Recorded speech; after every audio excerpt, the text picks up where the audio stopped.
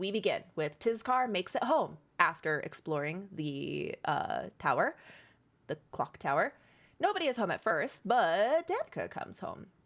And then someone walked her home, question mark? And then she asks him to help with dinner. Yeah, that was amazing. Salith and Dane report to Mother, and Mother scolds Dane for being a poo-poo head. That's what I have written down. A poo-poo head. Hale finds Julius, and they talk. Hale makes Julius feel better, but Julius warns Hale against the stone that they found. And then they go to see Mother together. Salith meets a mysterious woman in the bath. Salith chats it up with her and then detects her thoughts. According to this woman's thoughts, this woman finds Salith quite attractive. Dane goes home, and Danica scolds him as she heals him, because Dane was, like, really beat up from the clock tower. Hale and Mother speak. Julius is terrified of Mother and had to warn Hale that she wants the stone. He begs Hale not to tell Mother he knows about it or to tell her where it is.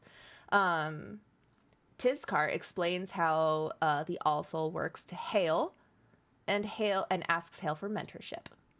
Dane goes upstairs and is catching a whiff of lavender and vanilla, smells often associated with having just gone to a bathhouse.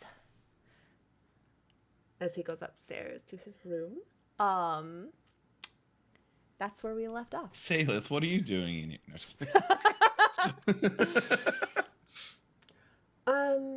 Before I say what happens, Dane, would there be any kind of... Oh yeah, the last thing we saw Salith was that she hoisted Meg over her shoulder and smacked her booty a bunch of times and took her upstairs for some naked wrestling. Consensual naked wrestling. Oh, very consensual.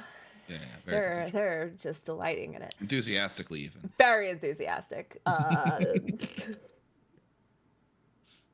They went to Dane's room. Just make her run and say that. Like, scissor. Like, what the fuck? No. Okay. What does Sarah and Dane have any kind of, like, inside, like, little things, you know, not inside joke, but like an inside, like a piece of jewelry, a location, a saying, a thing? Like, do you guys have a thing, a simple thing that I think it's very much like as above so below type of like insider jokes and vibes. Seraphine's definitely the angel, and Dane's definitely a devil. And so they play, like, that's the inside joke that they play off of, is like opposites attract.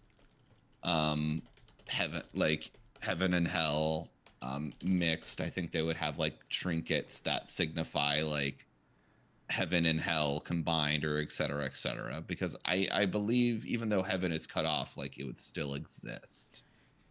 Yeah, at least there's lots of books and texts and old buildings that have carvings of angels on it. So yeah, it's definitely not like you don't know about it. It's maybe more in the realms of fantasy to an average Zealotarian, like it's legends and myths.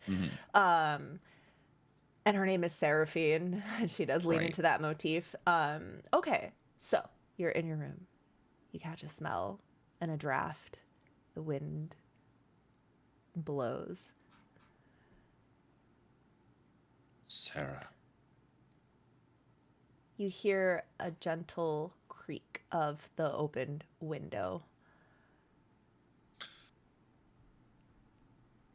I Do I? She's not like in the room, right? You have your Not that I back. can see You anymore. have your back turned. I think I that have my back turned. I think you were like Yes, that's too right. Okay, nervous. thank you. Yeah, I closed the door behind me.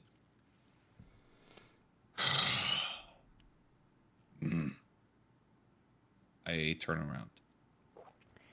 You turn around to an empty room, but an open door. And lying very neatly on your made bed is a small, simple ivory angel pendant, kind of neatly placed there for you.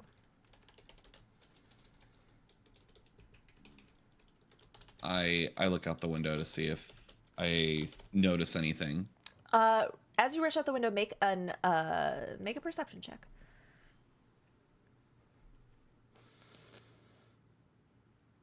Dean says your beard is coming in back quite nicely. Yes. 11. As you like grab the windowsill and throw your head out, there is still a faint scent of vanilla and lavender, and you see a small crow's feather kind of stuck in the hinge, the kind of feather you would find on someone's cloak. She isn't here anymore, but you know that she was. Well, Sarah, at least you're smart enough not to show your face. Dane will take the pendant. Will hold it, put it in his pocket. Close his window. Make sure it's secured and latched. And then just collapse onto his bed and fall asleep. Your little stitches are like, ugh. Yeah. All right, you can go ahead and take your long rest. Tizkar, after you had your talk with Hale, what do you think you are doing?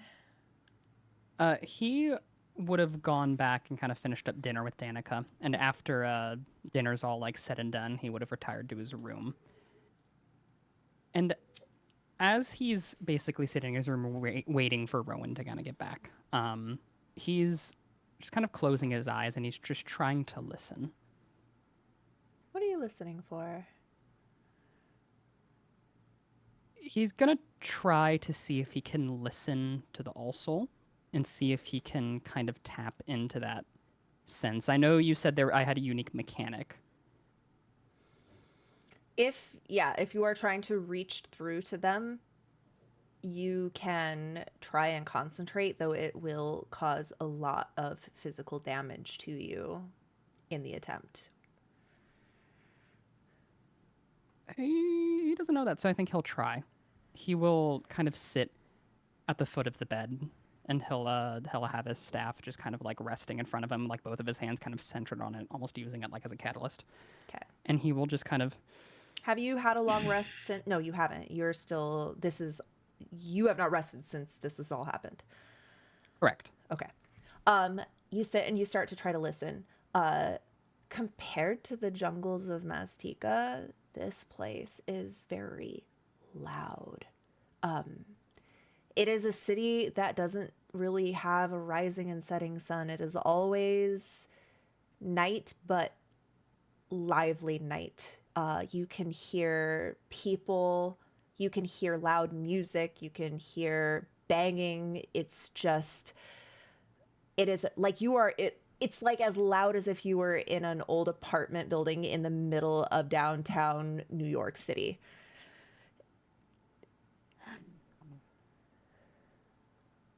That kind of banging too, Gabriel.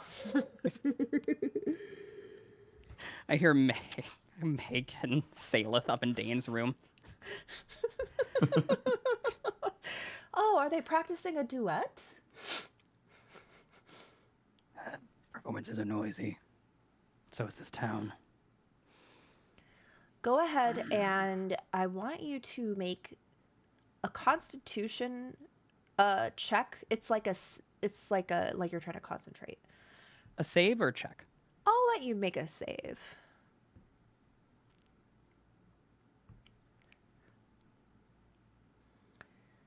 14. So you start to try and concentrate through the noise. And as you start to find threads of what sounded like what the all cell sounded like, it's hitting a frequency like a high pitch ring. And as you concentrate more, that ring gets louder and louder, and it starts to drown out the city, and louder before it completely flushes out your ears. You find yourself having to snap your hands over your ears, and you are going to take 2 psychic damage. Ow. Ow. Ow. Ow. As that happens, the door immediately opens, and Rowan is standing in the doorway, holding his lute. His posture is a little hunched,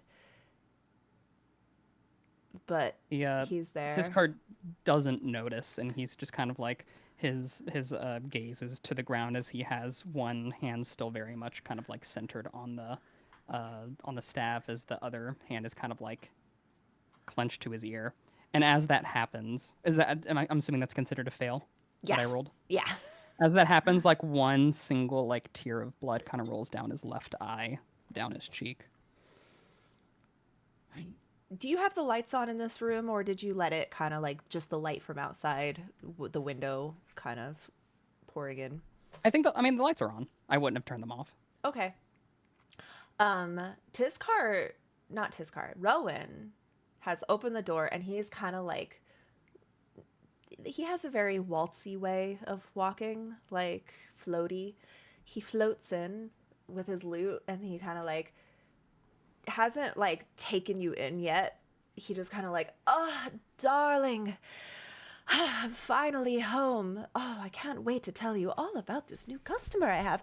And as he like puts his lute down, and he like immediately goes over to the dresser where he like leans in, and he's kind of like takes like the wash basin, and he's like dabbing his face, and he just starts like talking about things that happened in the place that he works that are kind of foreign to you and don't make too much sense.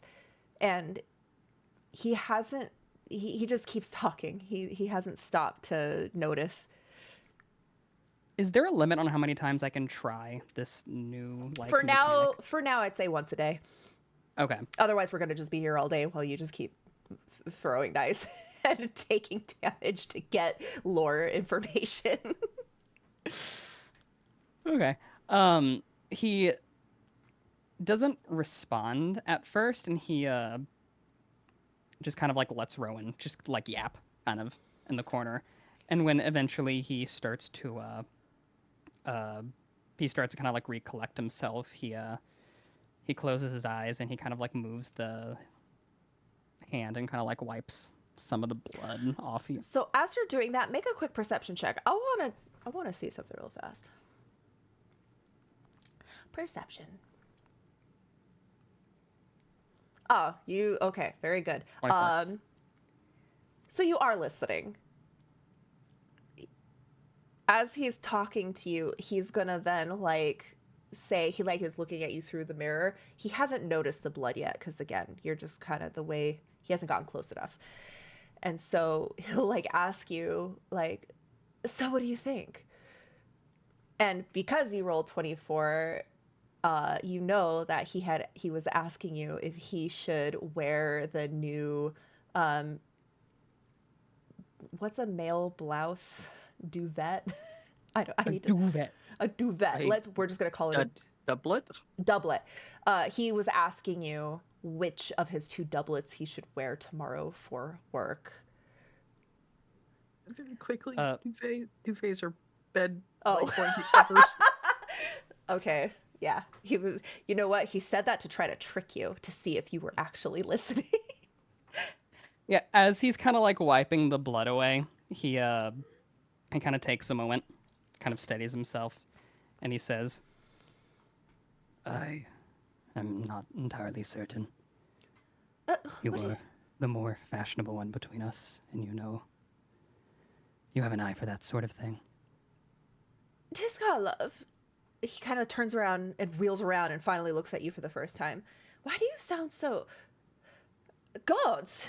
And he rushes over and he, like, grabs you by the chin and pulls your whole face to him, and he starts, like, looking you over. As he reaches for me, he kind of, like, he kind of quickly, like, takes the staff and, like, almost, like, kind of puts it between them, and he says, "Do not touch me." And he kind of, like, almost kind of, like, pushes him back. And he just kind of, like, holds him there. He's gonna back, he'll back off with his hands, like, up and his face, like, horrified that you just shoved him off you. I'm sorry, I do not know if it is safe. What are you talking about? What happened to you? Why is that blood? It has been a long day. What? Has Danica seen to you? What? No, I do not need Danica's help. I doubt she could assist me in a manner such as this. You're bleeding out of your eyes. What? It is not the first time. What do you mean? I've never seen you bleed out of your eyes. It did not begin until today. May I sit? He kind of, he just, like, nods as he kind of, like, dunk, dunk, dunk, and he, like, kind of, like, scoots over. He, like, Rowan will slowly sit down, and he puts his hands on his little thighs, kind of like this, and just kind of, like, looks at you, and he's, like, drumming his hands on his thighs because he, like, wants to touch you, but you did just shove him away, so he's now just kind of, like, antsy. And do you want to talk about it, darling? I do not believe talking will do much. Well, Much is showing. And can I roll a check to see if I can control my magic? Yeah, you can. And do, if I fail, I lose. No, you can do your magic. You have magic now. Yes, but I want to. I basically want to make a check to see if, like, I lose control of it. What do you think would happen if you lost control? I just, like, I don't know, like firebolt a chair or something. Do you have is firebolt your spell? No, it's a different spell, but you wouldn't be able to, like, if your spell lost control, it would either just, like, fizzle out. This is just like a role play moment. Yeah. Right? I just want to make I want to establish, like, what your magic actually is. It's not wild magic. Yeah. But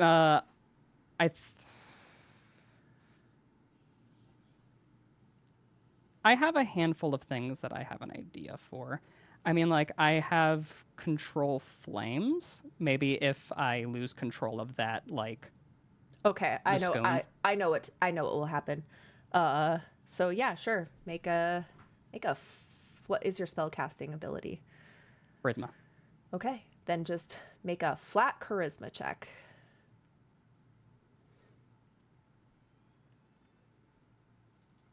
Okay. Demonstrate your magic. As he kind of slowly takes, like, his hand off of the staff, and he kind of turns it, like, palm over, and he says very quietly, "Do not touch." And as he says that, the kind of, like, bluish glow starts to trickle across his fingertips and goes up his hand. And as it does so, the lights in the room begin to, like, change color slowly, kind of, like, sloppily, almost like a novice mage. Imagine, like, a wizard who's trying to learn how to control magic, and it's not, like, instantaneous. It's kind of, like, sloppy. Mm-hmm. So, like, the lights kind of, like, flicker on and off and, like, kind of, like, change colors rapidly. Okay. Until eventually they match the same colors, like that ethereal blue. But as he does that, his hand starts to, like, curl in, and the cracks start to form again as the blood starts to seep. So he loses control from the pain, the fire just kind of, like, snaps back to the same like, normal, like, orange color as he grabs the staff again. Rowan will watch this in horror. You notice at first he, like, turns his head and sees the flames change, but then he notices the blood coming from your hands. Tiskar, don't ever do that again.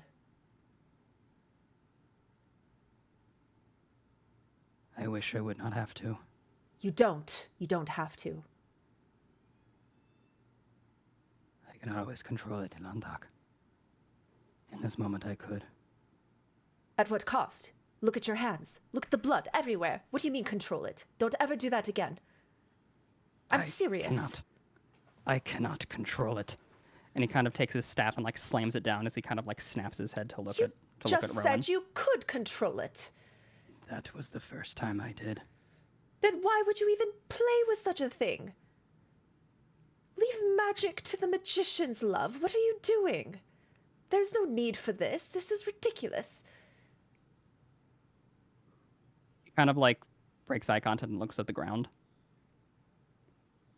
What is going on? What happened? Were you blasted by something arcane? Did you touch I told you not to touch a magical artifact unless you knew what it was. Let me look at it first. I did not touch anything. What happened?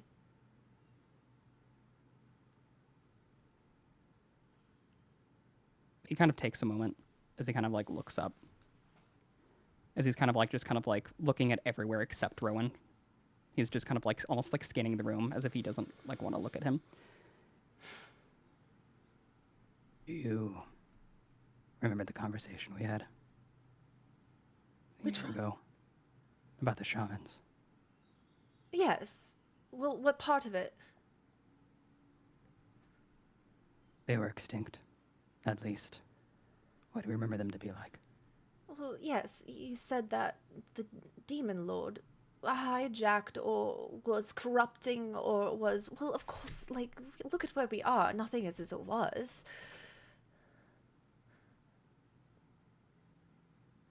That is no longer the case. Oh, The shamans are no longer extinct. are you saying you? He kind of nods.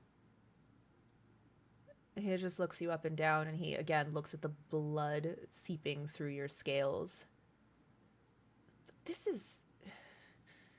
If it's going to kill you, then you can't. You can't. I must try. Will you at least let me help you? Maybe we could find a way so that it doesn't hurt you. Magic shouldn't hurt. It's not supposed to. Unless you have an accident and you flame bolt yourself in the eyebrows, which I would not recommend. They take a long time to grow back, and don't ask me why I know that. That is what the small one said. The small one? Oh, your friend. Hale. He agreed to assist. Assist? He's going to teach you magic. As best as he can. He is unfamiliar with our ways. Which I do not blame him. Because at this point I too am unfamiliar with our ways. He starts trying to like stand up, but he kind of like stands very slowly. It's kind of obvious that he's struggling at this point. Rowan's going to hurry and try to like get underneath your arm and help you stand up. Everything is so different. You need to rest, love. You look like you've been through the hells and back. Get your strength back up. I am fine. You are obviously not fine, love. There's late. There's like awkward silences, like the blood's just kind of like dripping on the ground. Thunk, thunk, thunk, thunk. Until you figure this part out, I forbid you to cast another spell. And that's that. And he's going to, before you even have a chance to answer, he's going to lead you over. He's going to grab his basin. He's going to start dabbing you and just scolding you. You know it is not safe to touch me. I don't give a rat's ass what you have to say about touching you. We are wiping this off of you. And he just, at this point, isn't paying attention to your warnings or your grumbles. He has made up his mind.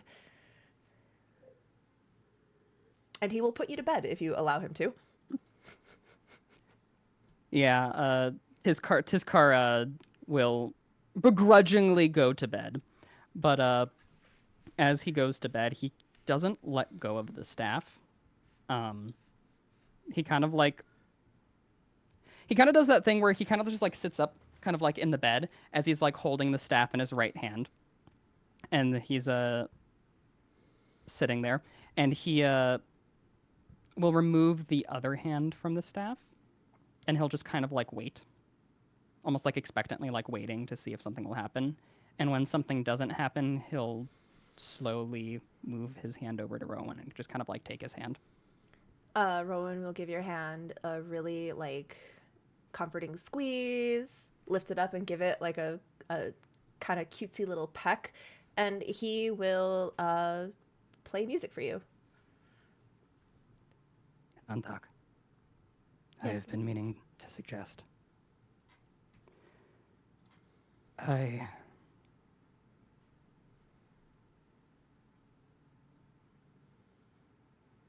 want you to be comfortable.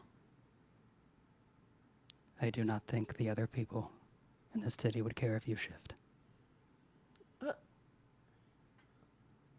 Are you sure? They do not care about me.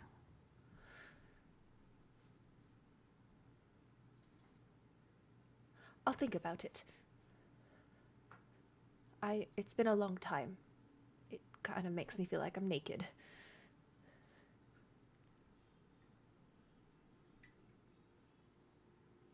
You are beautiful when you shift, you know?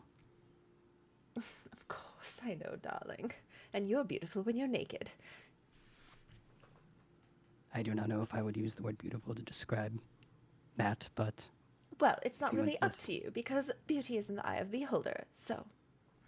And then he's, like, strumming little notes, and he'll lean back, and he'll just start humming, singing, like, one of your favorite melodies that he has. Iskar will just kind of, like, lean back and just enjoy the moment. Okay, go ahead and take your long rest. Hale, where did we leave you? I had just left Dane's house after That's right. interrupting Scar in his long-winded explanation of something. Yeah, you're like, whew, for such a quiet guy, he's got a lot to say. Where do you go?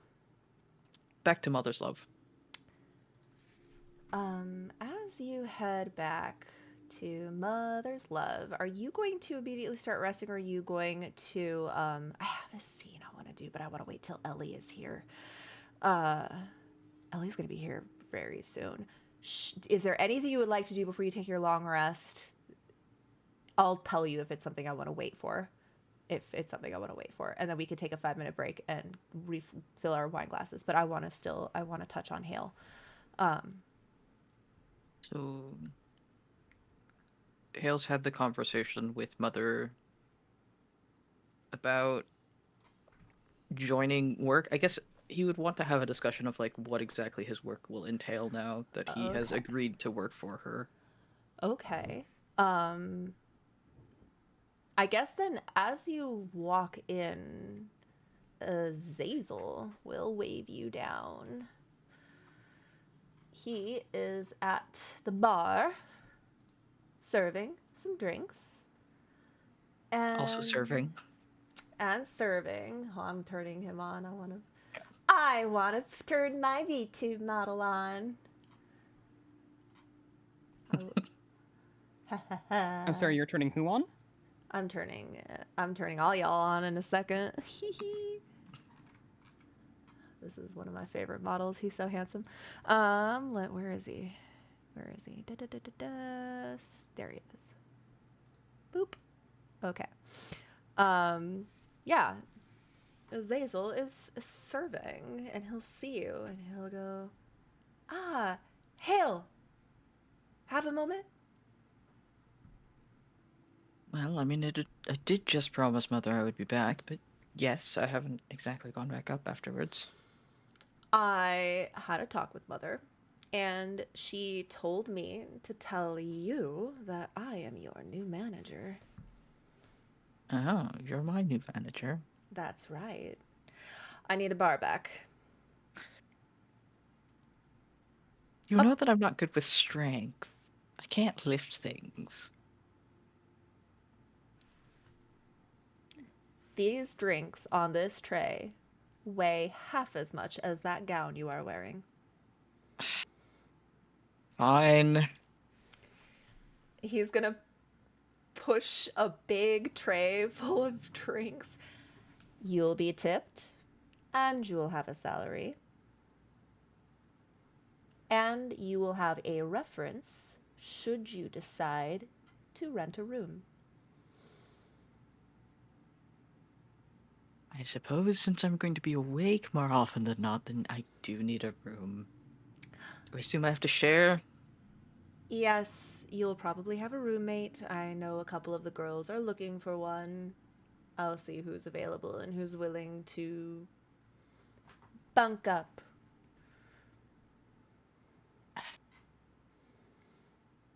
Fine. Smile. All right. Wait, they can't really see you smile, can they? Be friendly. No. Be charming. Flirt a I'm little. always friendly and always charming. See, that's what I'm saying. Good job. Wonderful job. All right, now. Those over there are from the upper city. They require higher quality wine. Don't even ask. Just come to me. I know what they want already. Them over there always get the cheap shit, so just get to them when you get to them. But and then he's gonna then go in and start like talking you through everything. And you you start your job. I start work, guys. Yeah. The shift is fairly short because you did come in a little bit late. You are given a bit of a schedule that you're like, maybe I'll follow this. Before, do you want to go and check out your new quarters? Do you know who you want to bunk with? I don't know. Surprise me. Okay, let me look at the list. Roll a d6.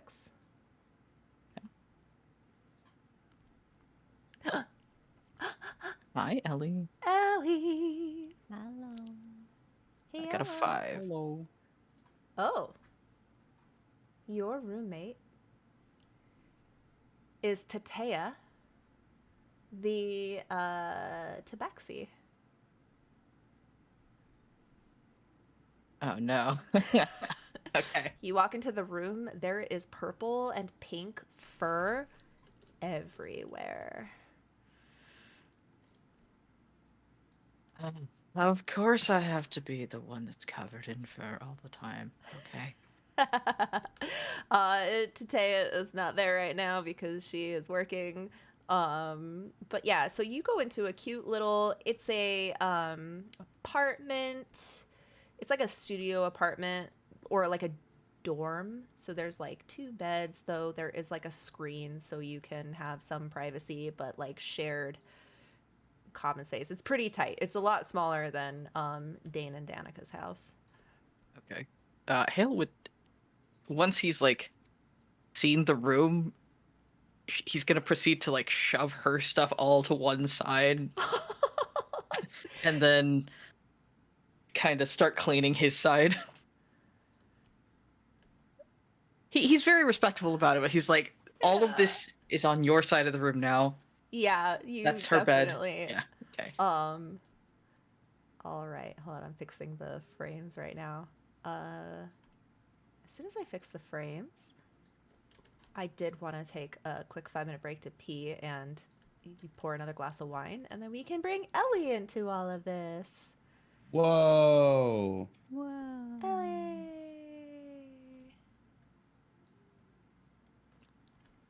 All right. I think everyone is in almost. Poof, thank you so much for the 5 gifted subs. Hi. Sorry you're feeling sick.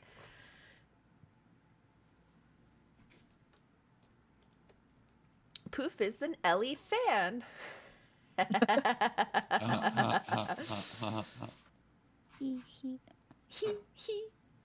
Okay, so Hale, you're now bunking up with Tatea, the very spicy, saucy tabaxi courtesan, whose picture is the lower middle row for those of you who want to see it in the. I don't know if I posted it in the character. You did. Oh, I did. It's in there. Okay. Yeah. Tatea. Okay. Well, let's just take a 5-minute break. Ellie, you can get comfy and settled, and I'm gonna get another glass of wine because it's one of those kind of sessions. BRB. You're not getting the like crazy snowstorms, are you, Ellie? No, we Okay, haven't had good. snow yet. Okay. We had crazy windstorm and like I don't know, it was called like a bomb cyclone or something crazy. Ooh. Okay. Yeah. It was really cold and windy. Not the fun one, but although I guess snow is not really fun once it happens every single year.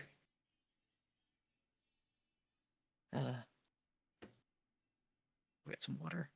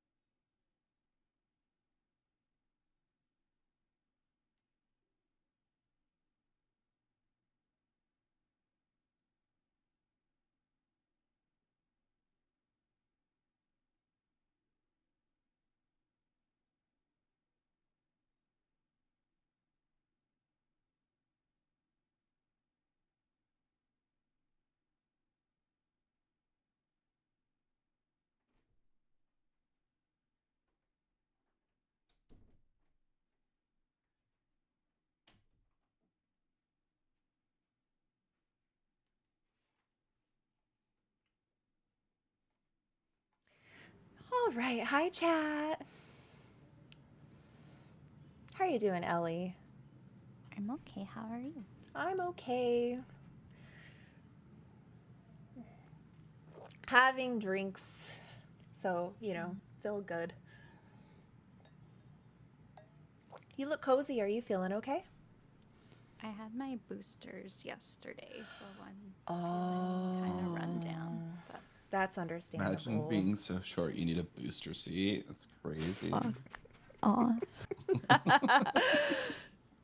Salith and Meg may have thought it was hot to do in Dane's room. Oh yeah, that's what they were like listening for sounds, and someone jokingly said they heard Meg and Salith up in Dane's room.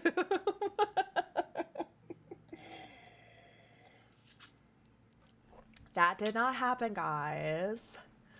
Yeah, that's the fan fiction, not canon. Let me see, because we have a fun thing for Salith to do. Make sure you take your long rest, because it's going to be the next day. And Salith... Yeah, canonically, Dane came home to... there was no Seraphine in the room. Hey, there was... Okay. There was... She left... there was an angel pendant, an ivory angel pendant left on his bed, and the door was open, and there was like a little crow feather. And the smells of lavender and vanilla, which were kind of like fragrances used in the bathhouse. Yeah. So there is a presence, but she's being slippery. Also, she hasn't seen Dane in like 3 months, and the last time they saw each other was it's complicated. Salith, you wake up in the arms of Meg. Because you are granted the VIP, you are allowed to sleep overnight. And she is passed out because that girl worked. Nice. Was I told, I can't remember, I think I was told by, let me look at my notes here. What's the name of the Fangbreakers person whose dog's name is Handsome? Bree. I think she told me to meet her for training. Okay, so give Meg a little smooch on her forehead and tuck her in, and then slip out of bed. Yeah, she's gonna. So you slip out. There's like a little beauty area that has all kinds of like clean yourself up products that are like for you, to take your time to get dressed, get cleaned up. And yeah, she's, you can tell Meg's actually really tired. She's been working really, really hard, especially the last week with this influx of characters, or customers. So she doesn't really even notice you leaving. She's just trying to get those extra hours in before she has to go back to work. Plus, it's like 8 a.m. Ugh. Yeah, Salith will get herself ready. She's gonna have a little training montage where she starts like wrapping her hands and stuff. And Near. yeah, exactly. Near. Like shadow punching in the mirror, shadow boxes. It's so cute. This is gonna be her Vi era. Yeah. So you start leaving the mother's love. I need to turn Azazel off. He is not part of this scene. But Azazel, does Azazel sleep ever? He's sleeping. It's some other bartender now. He's not available 24/7. I guess you probably wouldn't even be around Mother's Love this early in the morning. So it's a completely different staff that you're not used to. You're like, oh, it's the morning crowd. You leave Mother's Love, you cross Iron Street, head up where the pillar is. You have to pass a gate. It's open this time of day, but there is a giant lumbering minotaur, Midas, who is a Fangbreaker, who's sitting there kind of just like eyeing who comes back and forth. He'll kind of put his eyes on you, but he doesn't say anything. You're welcome to enter. And you come up. It's kind of like a slant. You gotta like walk up. It's like San Francisco style hills, and you enter the pillar. It's quite busy. You make your way down the stairs to the depths where the pit is, and the crowd changes from Rosewood citizens to Fangbreaker fighters. And there you will see at the bottom floor in the pit, Bree is standing watch as a dire hyena and a dire wolf are just going at each other in the pit, and she's shouting commands, she's giving feedback. It's like really intense. You kind of watch as this fight goes down. Bree will like turn, she'll see you and she'll give you a little nod and then turn back and she'll kind of like bark the command to like finish it. The hyena dives at the wolf, knocks the wolf, and the dire wolf mid-fall transforms into a Yanagu elf that gets knocked against the back post. And the dire hyena stands there kind of proudly and then transforms into a human Yanagu tiefling. These were both shapeshifters. And Bree gives them kind of some feedback. She calls one lazy, the other needs to get back and do more like runs. Gives them a little pat and then hops down to approach you. Hello, bright and early. That was impressive. Are those your fighters? There's some of them. We've got several shapeshifters, but we also have casters and brawlers and all kinds. Now, you're a mage, right? Sorceress, yes. So you're a mage. I have requested one of our magic brawlers to work with you.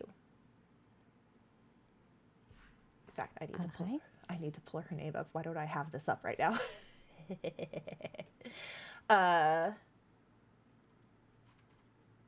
As she says that,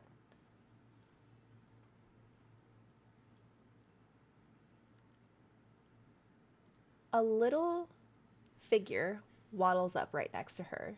She's got bright yellow skin, orange mohawk, the hyena spots on her head, but she's very short with big bat ears. She's got a little boob window. She's like kind of curvy.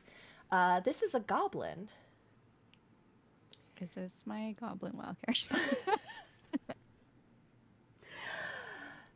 This is Sakina, also known as the Arcane Fury.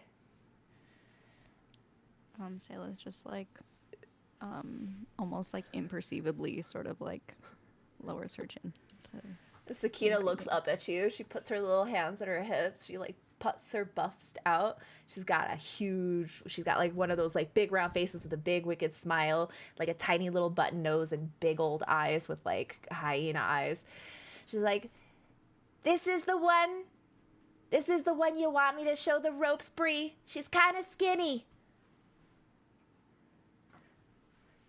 Could you be so helpful, Sakina? Sakina, this is Sayla. Sayla, Sakina. Sakina is one of our best mage trainers. She's going to show you how not to die and embarrass us. I will be... Yeah, no worries. Look, I'll be observant. Observant, that's the wrong... observing? She will be observing. Sorry, there's too many accents in this game. Yeah, Sakina is going to pull you up into the ring. So here's the deal. You're not going to be put up against a fair fight right away.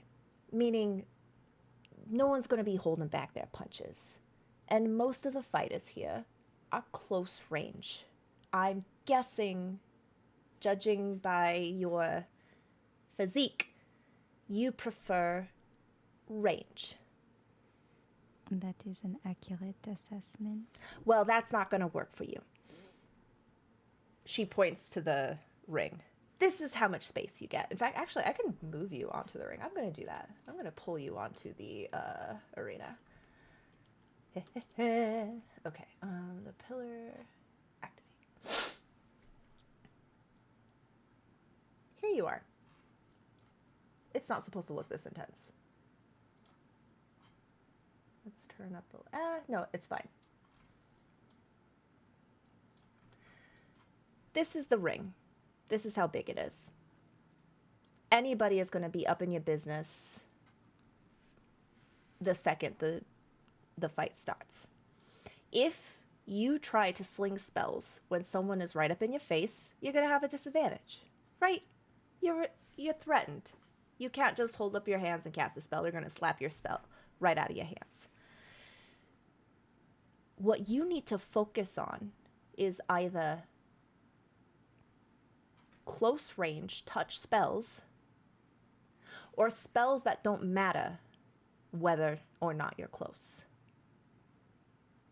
Spells that are going to do damage no matter what.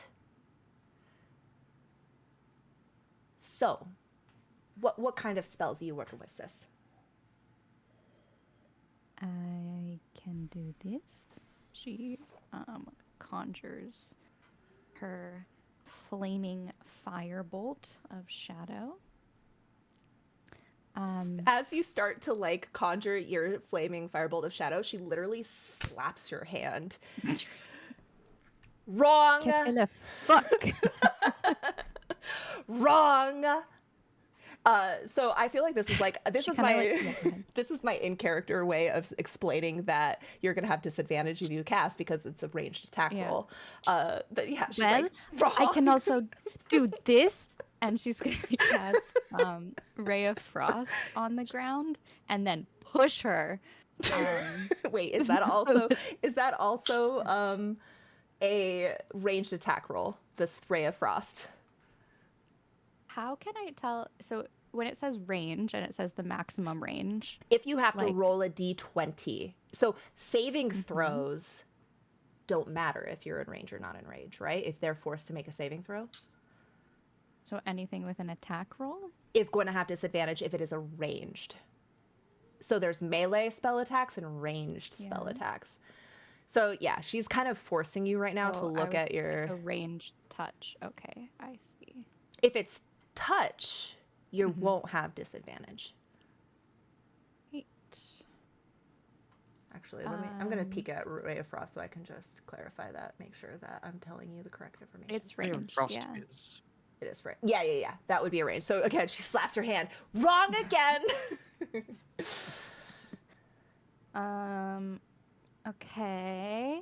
She is going to cast Charm Person. Okay. She has to make a saving throw. Let's see. Does Charm Person? Oh, it does so with advantage if you.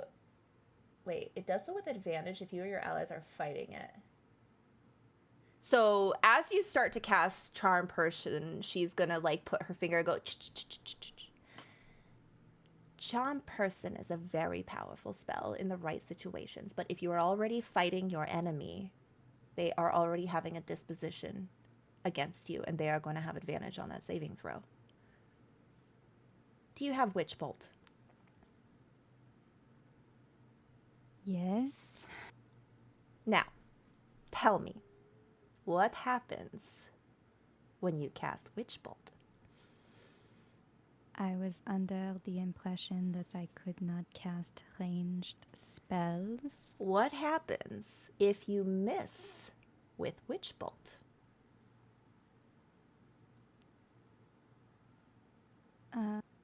You guarantee do damage on the next turn. It's a connection. On a hit? Mm-hmm. So- Does it guarantee damage on the next hit? I remember when we were talking about this last time when we were dealing with your Witch Bolt, the new version of Witch Bolt, which I think we're going to use Yeah. for this. Even if you miss on the first turn, the next turn you can still use your action to cause damage. Beam of crackling energy. Okay, blah, blah, blah, blah, blah. Make a ranged attack. On a hit, the target takes lightning damage. Look On at each this. Of your subs- Yep, keep going. on each of your subsequent turns, you can take a bonus action to deal lightning damage to the target. Oh, automatically. Okay. Even if the first attack missed. Miss. If you make this She connection. like grins wickedly. Yeah, and the Sakina's smile matches yours, and she starts nodding. Yeah, now you're getting it. So even if you get this off, even if you fuck it up the first time, because they're gonna fuck you up, they're gonna punch you right in the face. You now have a channel to punish them, and you can still use your shitty firebolt in between if you really want to, and take them out as fast as you can. I'm gonna guess you can't shield. Mage armor. Negative. All right. That's where we're going to start today. I'm going to teach you how to cast shield. But you're going to be here all day.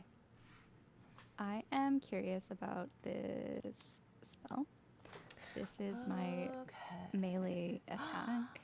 Ooh. And the reason I was trying to charm person is because they automatically fail the save if they're Got charmed. it. But what is the saving throw that the enemy would have to make? Let me look at your spell DC is 15. Mm-hmm. So you could try that. Let me see. I feel like let me just I'm just gonna cast this so I can click on the shit in the page so I can see what it means. The charmed creature can't attack the target or target the charmer with harmful abilities, and the charmer has advantage on ability checks to interact socially. I think if it becomes charmed, if you attack it, does the charm end? Is that how that works? I think probably. Okay. This probably would then not be me talking above table. Like, this is Sakina giving you advice. But draining kiss, even if the person is not charmed, like how would that? Is it just a straight attack roll that I make? Yeah, that would be an attack roll. You make a melee spell attack, and then you wouldn't have disadvantage because it would be melee, and it would take 1d4 damage. So a strategy could be you could connect a witch bolt and then just, I don't know, start kissing. Smooch. Yeah, you're like the kissing witch. That's your new. You gotta pick a death. You gotta pick a fighter's name. Yeah. So she basically takes this time to go over what kind of spells are advantageous, which are not too wise to use. You could take a risk, but it will be a risk. And she is basically going to spend the day working with you. She will. She herself is pretty magical. In fact, her thing is she does a lot of like close range attacks that are empowered by elemental damage. She'll explain to you that the magic user gladiators often learn spells like mage armor and shield so that they can be defensive because they are expected to fight in close combat. This training, when you do get to do your first fight, you will get one use of shield during that fight. As kind of a little teaser.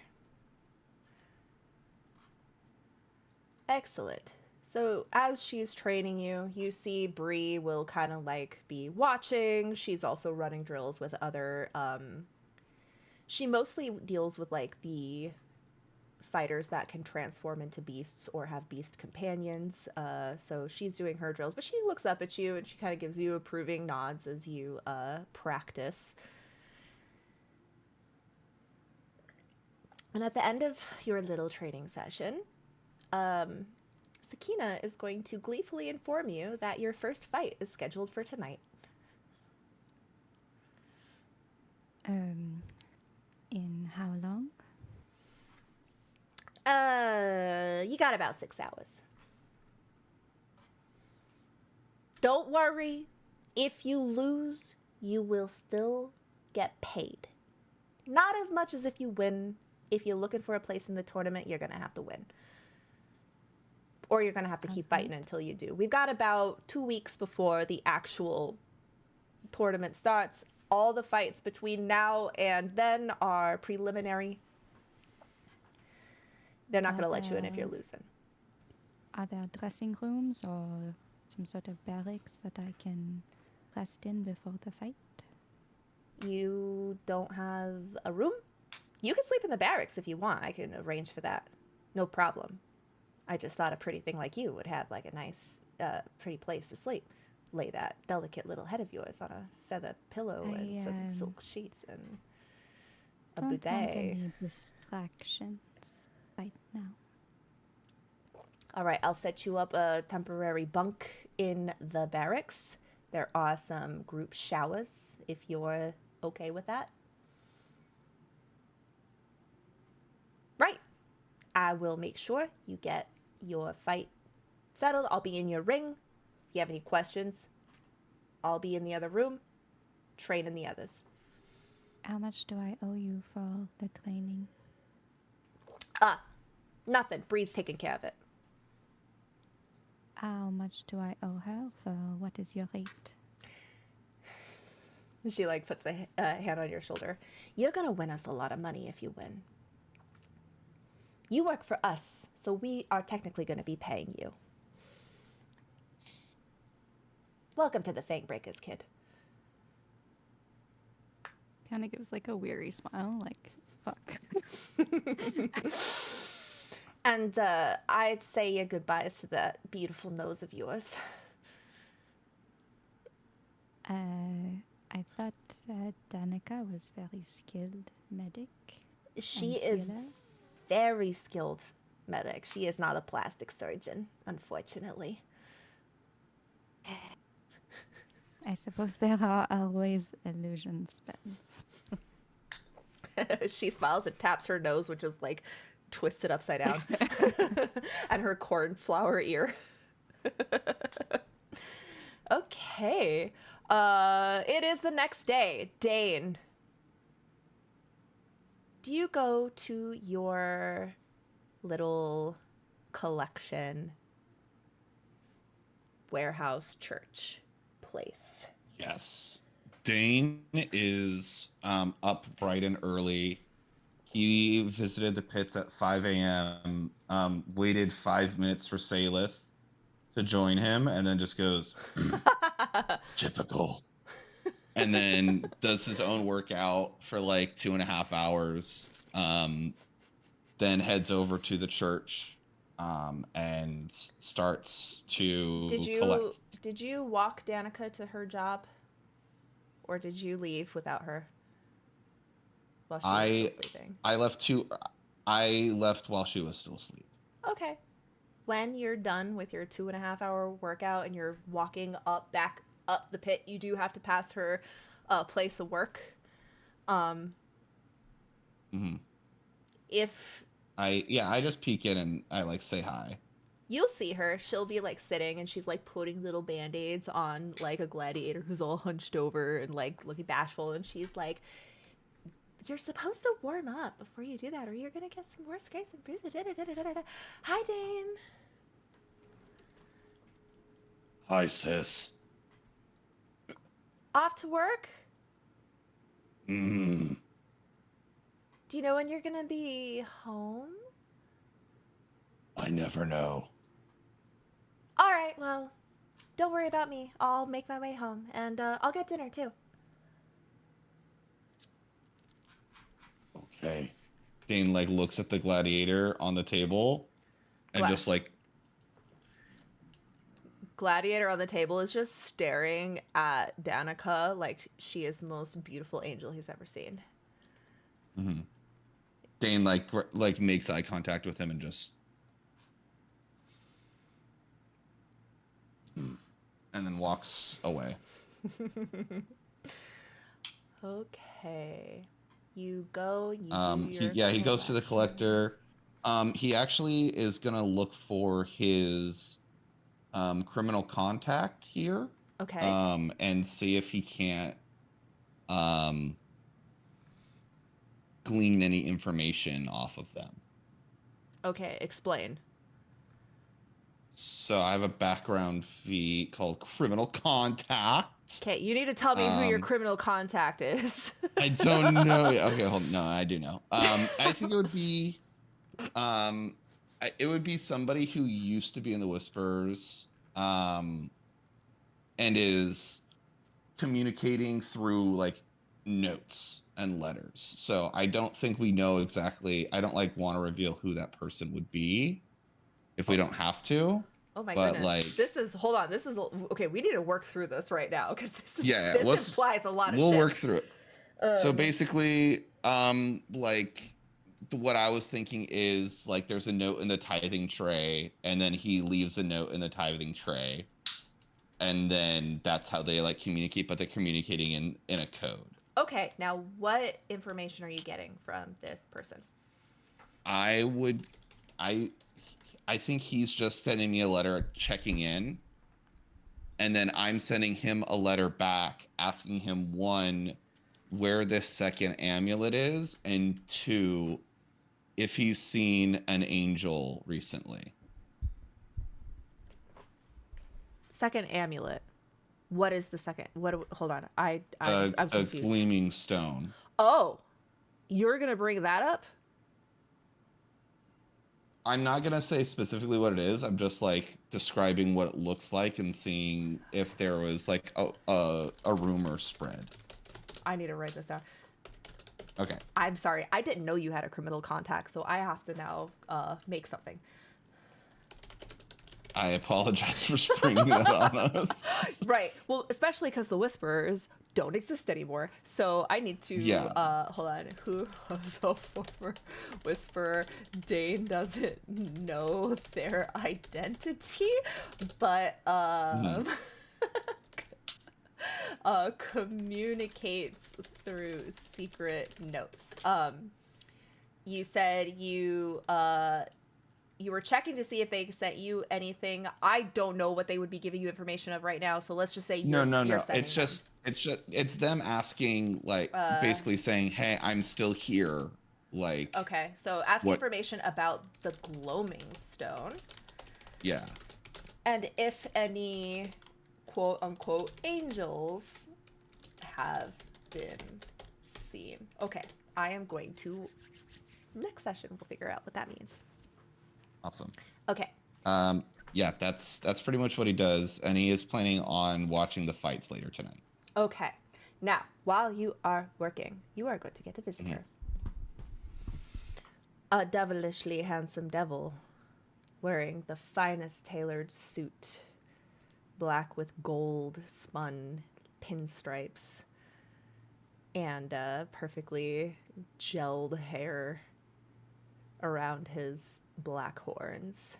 You recognize instantly this is a fog broker, the faction whom basically when you send someone to Fogtown, it is through them. You take the condemned to their building in Zelatar, where they read their condemnation letter and send them away. They're collectively known as the Fog Brokers. Mm-hmm. They're the ones who also run the when people open credit with the city, it's through them. As I see him come in, I don't even like look up from what I'm just like in like writing in books and like ledgers and stuff. It is odd that he would be here. Mm-hmm. Yeah, I without even looking up, I just say, it's not every day a creditor comes to pay collections. I am not here to pay. I'm here as a professional courtesy. Call me John. And he has this big devilish grin and he puts out his red hand with black fingernails to shake your hand. Are there people in church right now? Is church in session? Currently I think people have dropped their stuff off and left. Okay. Dane looks at his hand and like goes to shake it and then stops and he goes, "To what do I owe the honor?" Dane, Hexblood, you have done such wonderful work for the broker. We are truly your biggest fan. We wanted to let you know that in light of the Fangbreaker tournament, there would be a lot of individuals opening up lines of credit with us. So we will be present. And should we need to collect, we wanted to make sure you were open and available for the job.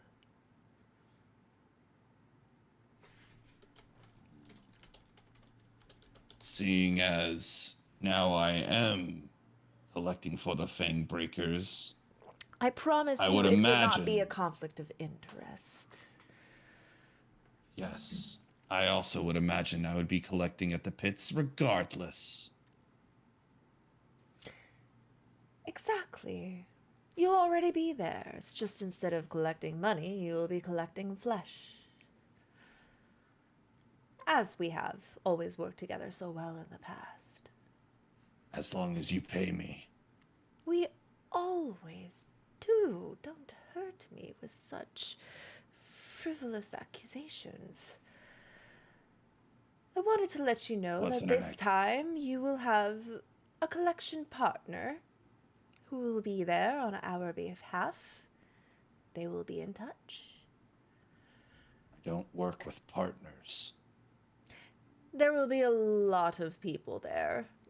It's not something one person could do by themselves. You'll work with this partner. I suppose my choice in this is limited. It's a professional courtesy. I'm sure you understand. I understand plenty. Wonderful. And advance. And he reaches into his coat and pulls out like a little money bag and puts it on your lectern.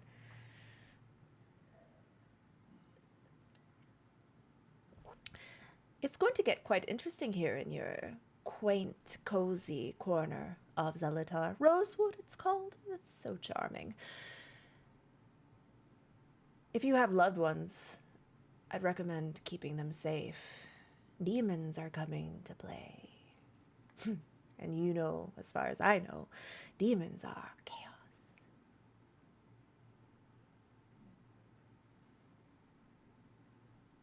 So I do. He gives you a deep I know. bow. Yeah. As he's leaving, I go, I know a warning when I see one. I also know a threat. Then you should know I have no intentions on threatening you. You are our favorite agent.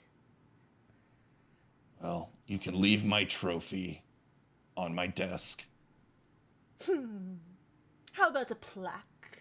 Your name, sealed in gold. If you ever want to retire and get a desk job,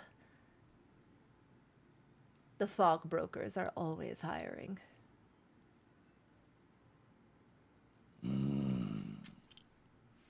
Ta. And he's gonna like flip around. He has like coattails popping up and he just strides out, his like forked tail kind of like swinging behind him as he leaves. I think Dane looks down at this moment and doesn't realize, but he's gripping his desk with his knuckles are like pure white from like how much he's exerting his grip. And then as he releases, he realizes that like part of the wood has bent and cracked under his grip, and that he was he very, very much intensely holding on to this table, and just goes under his breath, never make a deal with the devil. Even though he's already left, somewhere down the street, a very handsome devil cackles with laughter. Yeah. Absolutely. So you are now aware that the devils of the fog brokers, which are they're a faction in their own right, will be in attendance. And anybody who might have skeletons in their closet are definitely in danger. They are like the... Everyone looks at Hale.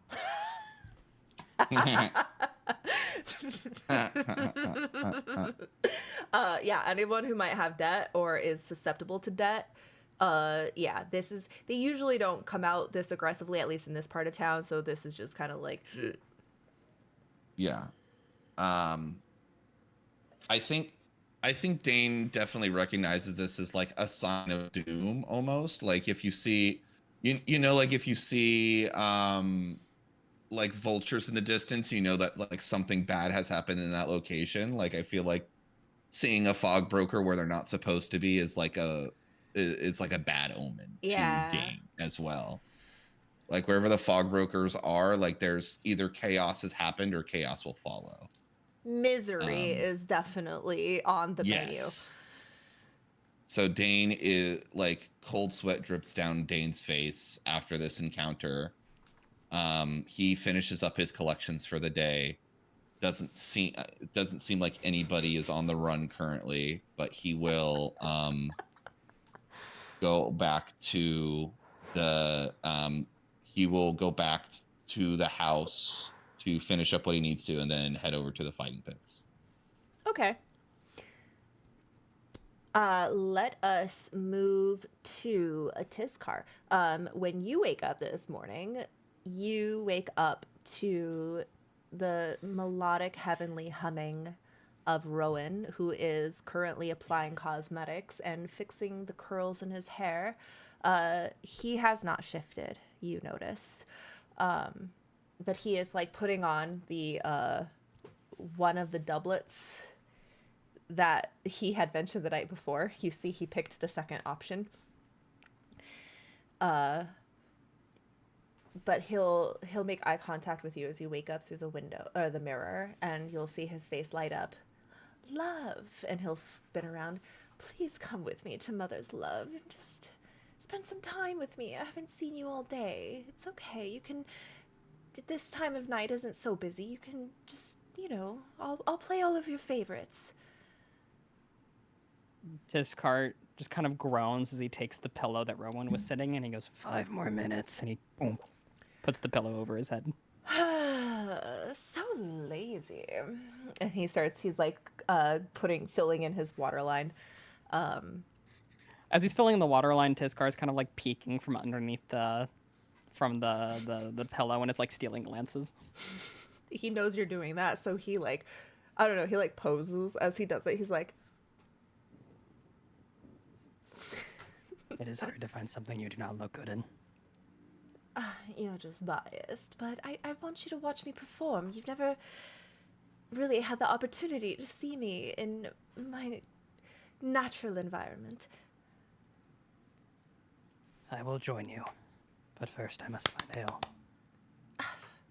Well, he works at Mother's Love, right? Does he? I see him around, but... Tizkar, he basically lives there. I see him every day. I'm probably a closer friend to him than you are, to be honest. And he like fixes his eyebrows as he says that. What do you know about him, then? I know that he is wildly fashionable.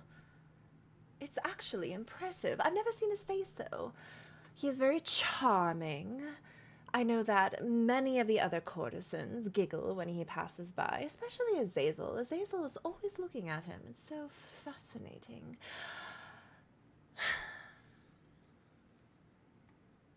There are... what is the saying? Many skeletons in his closet. Well, there's many skeletons in my closet. That doesn't make me a bad person. He's drinking, by the way. More than he's got a fresh... More than he lets on. He finally gets out of bed at this point. It's rude to poke around people's private business. If someone has a secret, you let them keep their secret. You know that that's important to me. It is difficult to respect someone's secret when it is laid bare. Well, what's that supposed to mean? It was a long day yesterday, as I mentioned. Well, you shouldn't talk behind our friends' backs. Unless it's to me, then I guess you can't tell me everything you know, but... What is Rowan drinking exactly? Is it wine? Yeah, he's drinking what Scarlett's drinking, because Scarlett's drinking, and she wants to use her drink as a prop. He kind of like snakes up behind him and just kind of like grabs the... basically grabs the back of his hand where the wine glass is, and he tries a sip.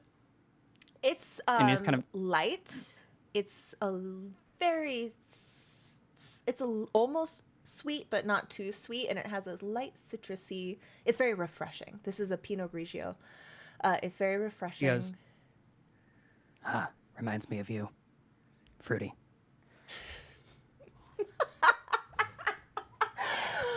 Darling, what a compliment.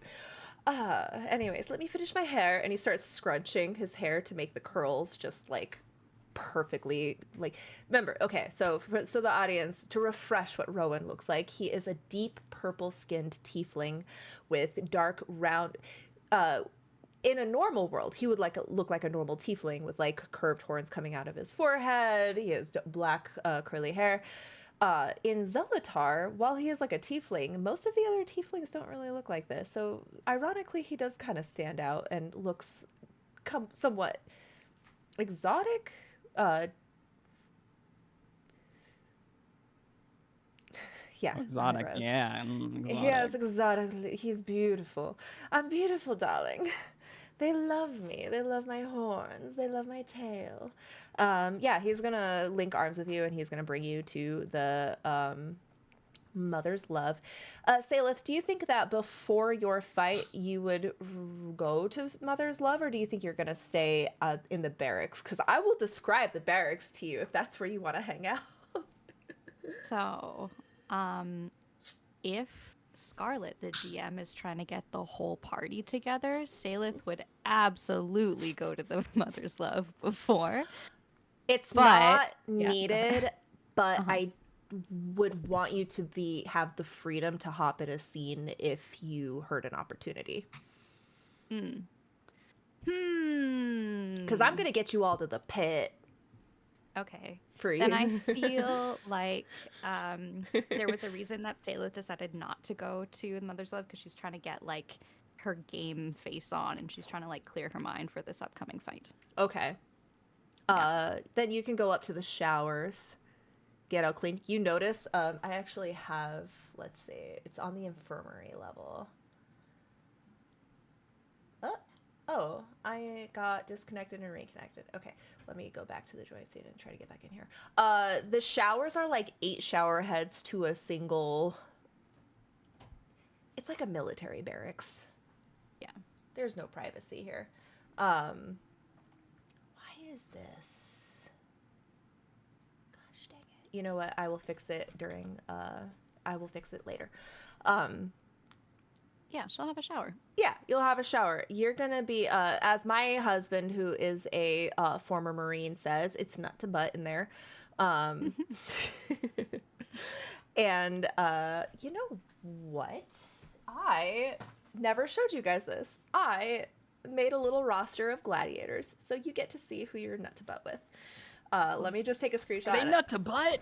Yeah. Salith, you notice right away that these gladiators, these fighters, are pretty close. There's a lot of brotherly sisterly camaraderie. They don't have any kind of embarrassment around like being exposed around each other. They're rough and tumble. It's very different than anything it's different. It's foreign to you. All right. These are whips, so please forgive the messiness. I'm going to post it for you guys, and I'm also going to post it for the chat so that they can enjoy our character. Okay. These are just a few. There's probably like 30 or 60 gladiators that belong to the Famebreakers, but here are some of the ones. Cool. Oh, is that the mage who trained me? Yes. She's cute. She is a sassy little bean. She's one of their winners, which is why she was qualified to train you. So yeah, I just put that in the character art. These are just little sketches. They're going to be cleaner eventually. Most of them are Yanagu tieflings, but there are a couple of Gratz tieflings in here, you noticed. So yeah, they're just like really close. It's really stinky. There's loud, there's burps, there's laughs, there's punches. No one is like really, like they're not obviously not taking you in their little circle. No one's really singling you out or picking on you, but it does seem like there is a close, tight-knit brotherhood here. They all seem to really I don't know. It's a vibe. It's a vibe you probably have never been around before, or at least, it is very foreign. Yeah, she's pretty content, I think, to kind of keep to herself. I think she realizes that like she is the outsider in this situation, so she's not about to. Yeah, I think in other situations where she maybe feels more comfortable, she might be kind of a bitch. But she's not. So she's just gonna kind of have a shower and You kind of keep her get head down. you get not shoulder checked, but you get bumped into quite a bit. There is not very much like respect for personal space. And then when you do go downstairs, you have like a little paper with your bunk written down on it. You go into the barracks. It is literally just a big long room with cots, like double and most of them are empty because the gladiators are out practicing, or I don't know, hanging out at the brothel or hanging out at pit stop. But a couple of them you'll see like one just hanging in his cot, like reading a little book or just like taking a nap. And you find your cot, and it is on the bottom floor, and there's a little trunk where you are allowed to put your own stuff in. And yeah, that's your place. Why can I cannot log into Foundry right now. So it's okay. Yeah, go ahead. And would you like, I think Dane at this point would enter if it's like closer to the fight. You would have a feeling that this is where Zalith would be because you did sign her up. Yeah. I just like, you just hear from sorry, this is so dumb. You hear from the door entrance. So I guess they finally let you in here, huh? And then you turn to look at the door entrance and there's nobody there. And then you hear, guess my plan worked, from the shadows in the corner, and then there's Dane sitting there. Your plan? If Bree saw your name on the list and saw mine next to it, I'm pretty sure she was going to trade you. Oh, actually, that reminds me that I have a message for you from Brie.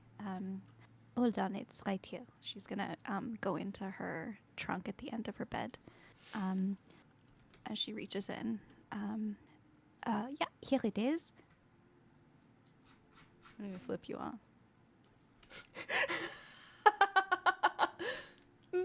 Did Bree ever tell you why I was in the fighting pits to begin with? Don't shoot the messenger. But no, she did not.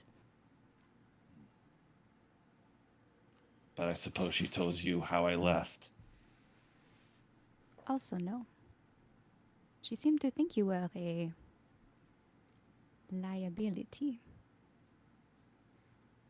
Well, Bree doesn't even know how to spell liability. She spells it liability.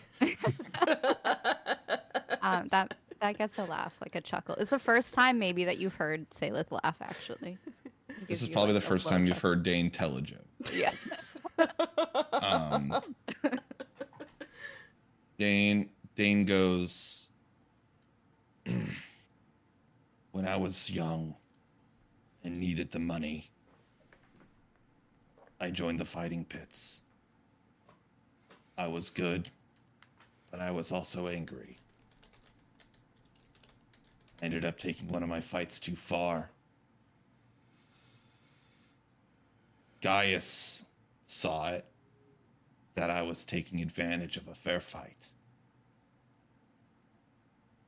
I was no longer allowed in the pits. Did you kill them? Yes. I didn't think the Fangbreakers would shy away from that. Wasn't the death that was the problem. Then I don't see the problem. This man was trying to find his way up in the ranks. You can do that by fighting people above you, but you can also do it if they challenge you personally. He said something about Danica that nobody should ever say. I took the bait. But when it came time for the fight, I made sure he didn't give up. Even after the bell was rung.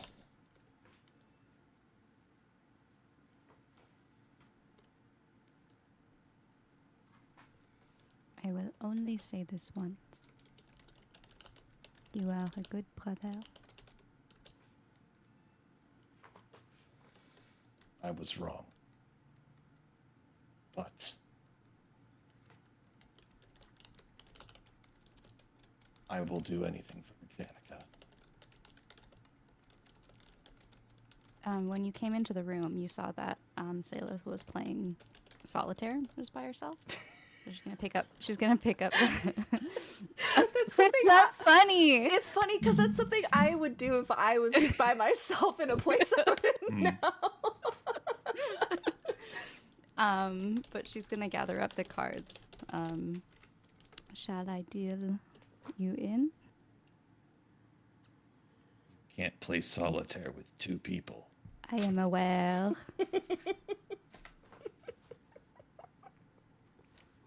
I'm aware.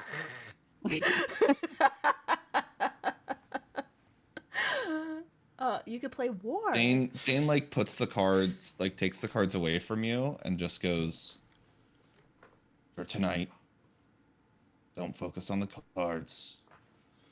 Forget what anybody else has taught you. Just go out there, kick some ass. I'm just gonna like nod. As you do that, As if you don't, I'll kick yours. And then he walks out. Before you say that. Yeah, okay, sorry. Look, it's fine. As you say kick some ass, a couple cots down, someone who you were pretty sure was taking a nap raises both their thumbs up and says, "Yeah, kick some ass!"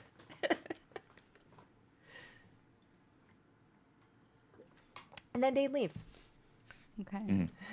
Dane leaves to like go into he wouldn't go into the crowd, but he would like be in the under like section of the pits, like right above, like right underneath the ring where like everybody like hangs out. Yeah, it's starting to get a little bit busier. You see managers of other teams that are like away teams. You see just like it's starting to get packed because they're getting ready for their first fights of the night. Yeah. Dane is just like in the corner with his hands crossed, just observing everything. Anytime somebody even like glances his way, he just has a death glare on his eyes, and then they immediately like avert their eyes. Yeah. Okay, Hale, you're doing your job. Mother's Love is packed tonight. Tizkar and Rowan have recently arrived. Rowan is playing his music. Tizkar, where do you sit while this is happening? He'll sit like at the bar, but like basically the closest to the stage he can get. Okay, you're sitting at the bar, at the end of the bar. It's quite a ways, but you know, Azazel is there handing you. He's drinks. making Azazel walk. Azazel won't walk. He'll send Hale. Hale, the lizard who wants another. I don't know what this is. What does It's just ale. It's literally ale. just like the cheapest ale. Wait. The strongest, like rankest ale. I made a whole fucking menu for you fucking guys. Oh my god! Hold up. Yeah, look at the menu. Yeah. Give me a second. Let me browse the menu. If it is the cheapest ale, Hale would just be like, I'll just fucking throw it at him. Dungeon Master. Hi. Oh, how's it going? No. Thank you. Yeah. Do you see the menus? Yeah. Yeah, you could pick something. Hale, you have been sent. You have not worked this hard in your life. Yeah. As you are bussing back and forth, Tizkar is getting his drinks. You see a sleeved hand like do the you know, the I need somebody. Hale is on his way. It is in one of the more expensive sections. Like you have to pay to sit in this at this table. It's got like couches. It's like so this area that you're being called to is actually like sunken in just slightly. So there's like a couple steps down. Couches are lining it. There's like a table in the middle where there's like expensive bottles. And there's people lounging in there. There's a couple of courtesans. But the one who raised their hands, they are wearing the finest of raiment outfit. They're wearing an expensive outfit. It's lots of robes, lots of like really nice textiles. And they turn their head to you. The face of the most regal tiger takes you in.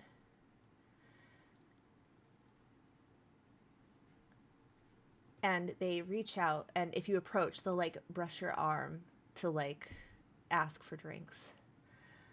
I need another bottle of, and he'll touch your arm and stop and look at your arm and then smile and then look up at you. Aren't you special? Hale will immediately react to that and move his hand away. I'm sorry, but you haven't paid to touch. I'm only here for drinks. Forgive me. If you need more payment, I would simply want your company. Unfortunately, that's not my shift today.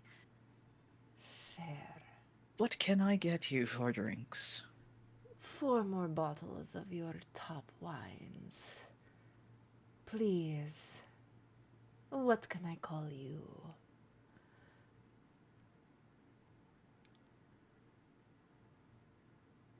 He seems to like a little bit uncomfortable at first, and then he will offer his name.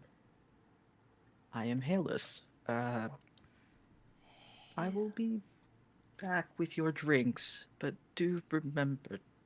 Your secret is safe with me, Halas.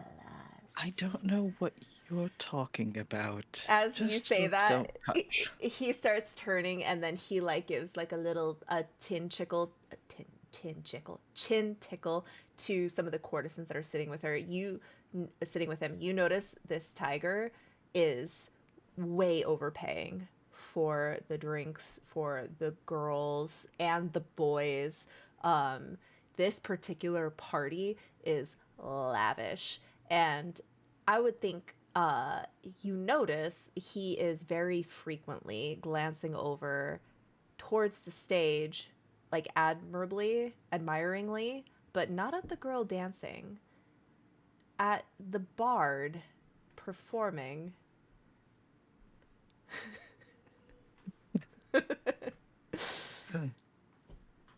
Respectfully, right? Very respectfully, just the utmost admiration. In fact, he'll before Hale goes, he'll like stop Hale. He'll touch the tray instead of you, and he'll place several platinum pieces on it. Send this to the bard if you can, my dear. He is so lovely. Of course, I will make sure he gets it. He'll give you a deep out. This tiger is like he is the biggest being in this entire place. Hale will mirror it with like a slight curtsy because he has a drink in the tray in his hands because he can't really bow. Mm-hmm. So he's gonna make his way back to Azazel and pass by T's car. Your partner, I believe. You two are partners, right? He is my mate, yes. You really need to pick a better drink. Your partner has caught the interest of one of the more lavish patrons. So this entire time, Tizkar has been just kind of like leaning on the bar, just kind of like looking down. like drinking. But when he says that, when Hale says that, he kind of like stops. Boom. Slowly turns. Who? I will not tell you because you will cause trouble. That is exactly the slow turn that I was looking not for.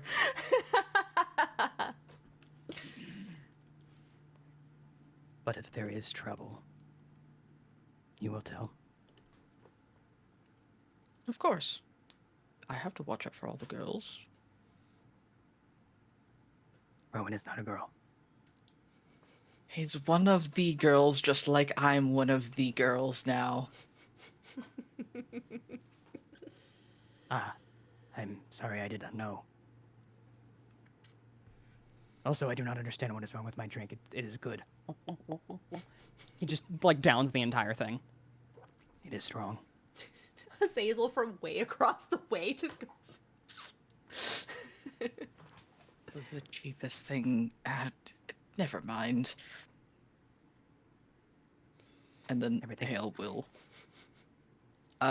Hale will actually give the platinum to Tiskar because he's like doing his best to stay on shift, but he knows that Tiskar will give it to Rowan. So this is Rowan's tip from the customer.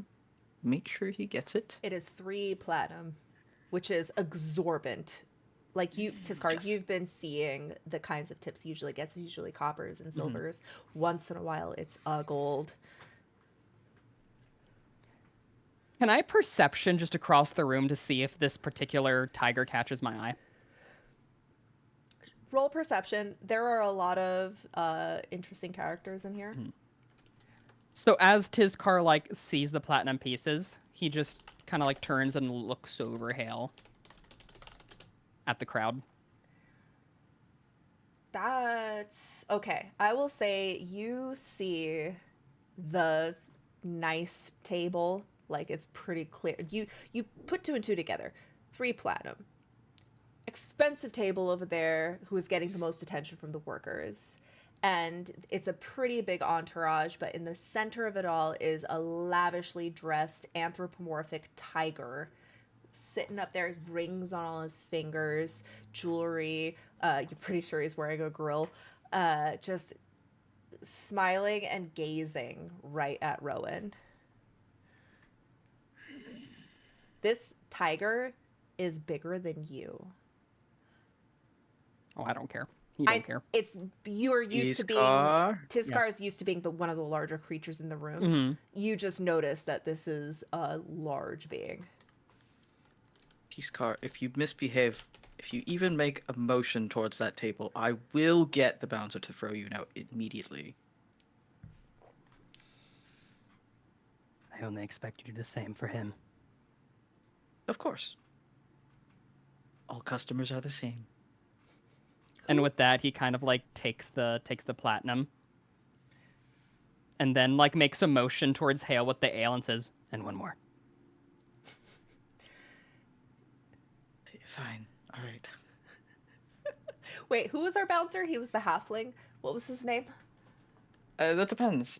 You decided that there was a halfling bouncer named Demetrius. It was Demetrius. Okay. Yo, my boy Demetrius. I just forgot his name. Halfling bouncer. Demetrius. Yeah. Cool. Hale just proceeds with his job now. You do your As job. far as watching that tiger from now on, not like dead, not like staring, but like he's keeping an eye on him. Hale will, after running back to Zaz for the drinks, and then hesitate before he goes back to the bridge table to pass it off.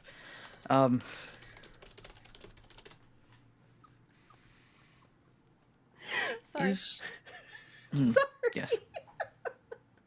I'm listening, I promise. That's okay. The tiger's giggly too now. This tiger, everyone loves this tiger. You like the courtesans are tripping over each other to get into this tiger's table.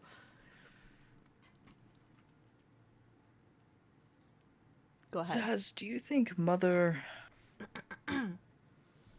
will be here after my shift? Oh, when does your shift end? A couple hours, right? I don't know. I don't have to eat, sleep, or breathe, so She's it taking ends advantage. whenever. You know what? If you do you need a break, I can cover for you. It's fine. I will take over. Do you know that table? Oh, fancy pants over there. Yeah, I need you to make sure that they're taking care of really good. You're new here, aren't you? Generally speaking. That is the Magni Ajani of the Dreaming Waters. And he waits to see if your face, like, if that means anything to you. There's no recognition. Okay. In Zelatar, there is a hierarchy. And at the very top of this hierarchy are what is known as the pleasure palaces. That individual is a palace master. He has a seat at the table of the Dark Prince, and he is wealthier than you could even imagine.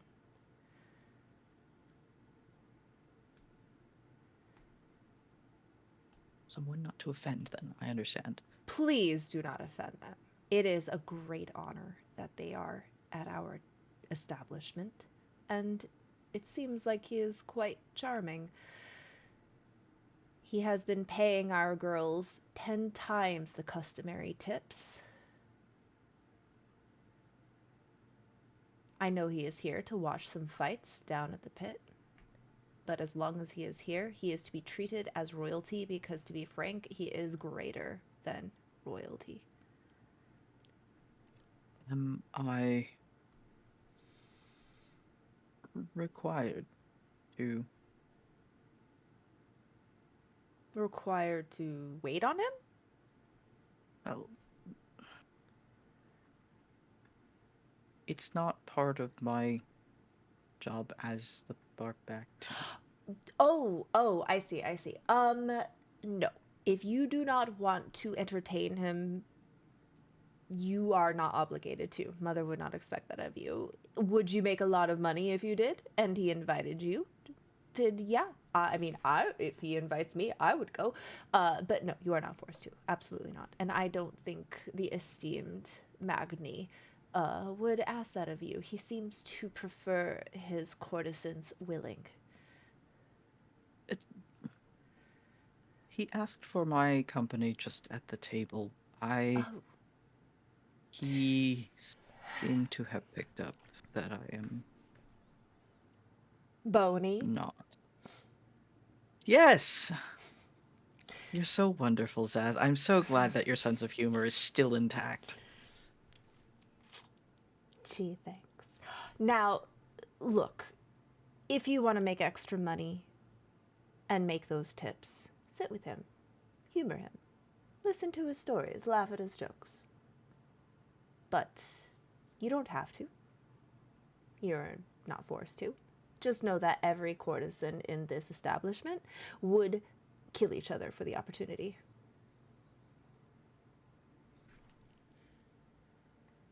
I will keep that in mind.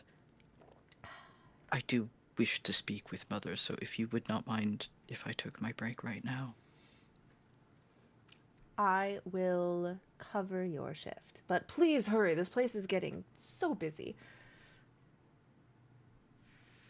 Hale will scurry. He seems really uncomfortable after, like, coming back from the table and is just, like, generally...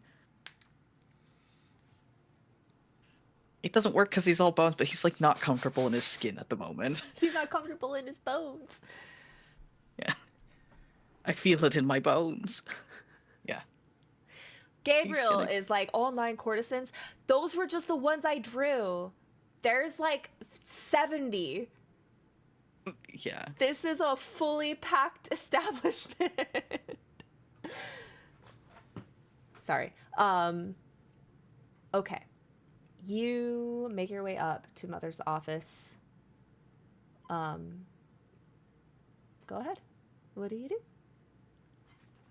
He knocks just to inform her instead of barging in like Dane would. Yes, come in. Mother,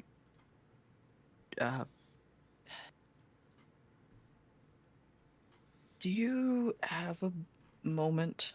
And would you do me a favor? Hale, come in. Close the door. How's your first day working? Are they tipping you okay?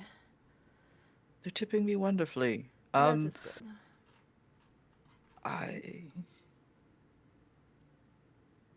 One of them found that I am a skeleton. Well, I hate to break it to you, darling, but we are expecting a lot of company who have eyes that are better than your average mortal. So that's probably going to be commonplace. Yes, but he seemed interested in the fact that I was a skeleton. This is an establishment that caters to all of the wildest fantasies. That's why we have a Medusa on staff, a Siren on staff, a Harpy on staff. What do you expect? People who have crazy kinks come here. I understand that, but I do not like being a skeleton, so I would like to not acknowledge it as much as possible. Do you have someone on staff or possibly able to cast polymorph just so I can be whole? Polymorph, you want to pretend to not be a skeleton. Are you serious, my child? Just for now. Alright, this is complicated. Polymorph is a concentration spell, correct? You want somebody to cast polymorph on you and then concentrate on keeping you polymorph for how long? At least until the end of the tournament. I don't know how long that's for. That's like 2 weeks, darling. You can't afford that. That's like thousands of gold. You don't get paid that much. I know. I write your checks. I know I don't. Something. Anything. She starts to think, and then suddenly it seems like something like clicks in her mind. Anything, you say? You would do anything to polymorph into a not skeleton for a week or two? Yes, just... Well, I can think of one little tiny insignificant thing that you could do for me, and then I could pull some strings and do that for you, if you're okay with that. It's my only choice. Absolutely, it is your only choice. If you want me to kneel down and beg, I will do it. You don't... Oh, don't make me laugh. You don't have to kneel down and beg. It's just a simple little favor. You see, with the tournament... Tournament... Excuse me. There have been many new merchants coming in through the area, up and down Iron Street into Rosewood, and one such merchant happens to have in their inventory a little perfume that I would just be so delighted to have in my possession. This perfume is rumored to be concocted from a single drop of sweat from the Dark Lord himself. You can let your imagination tell you which part of the Dark Lord that drop of sweat comes from. But it is said whoever applies this perfume will be irresistible. I should very much like to have it. Do you think you could get it for me? No. It's not for me. I run a business, okay?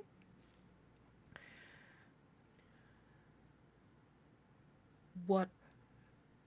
Where? It would be one of the merchants who has come to visit. Their stall has been set up in some of the camping grounds around the Mother's Love. I can send you the details. Let me just... And she pulls out her little pen. Let me just write down the details for you, and you can figure it out yourself. You might have to employ sticky fingers to obtain it, because they are unwilling to sell. I will do my best to help with the 5-finger discount, yes. Absolutely. And she starts writing up her details. If you do this for me, if you get that perfume bottle here on my desk, I will arrange for you to have a polymorph spell cast and sustained until the end of the tournament. Is that a deal? Yes. She flips her paper around, and you realize it was a contract she was writing up as well, and she passes it to you and hands you the pen. Hale will sign his name, and then hesitate, and then sign his full name. Do you want to share, or do you want to keep that a secret for now? It's a secret for now. Okay. She looks at it, and her eyes kind of like fire up with the excitement. Demons cannot resist a deal. So you just like tickled her brain and gave her the dopamine shot that she was looking for this evening. And she pulls it back. Excellent. Yes, this will do nicely. You can ask Zazel for a glass of the house special as a good faith payment. Thank you so much. And yes, it's good to have you on board.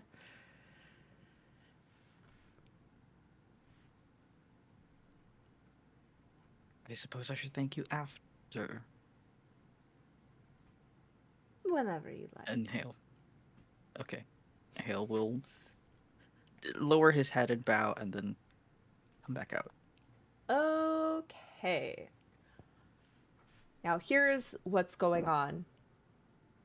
The crowd from Mother's Love is starting to leave because the first fights are starting. I'm going to say that all of you are aware that Salith is part of this. So, would you make the decision to go and check this out? You are free to.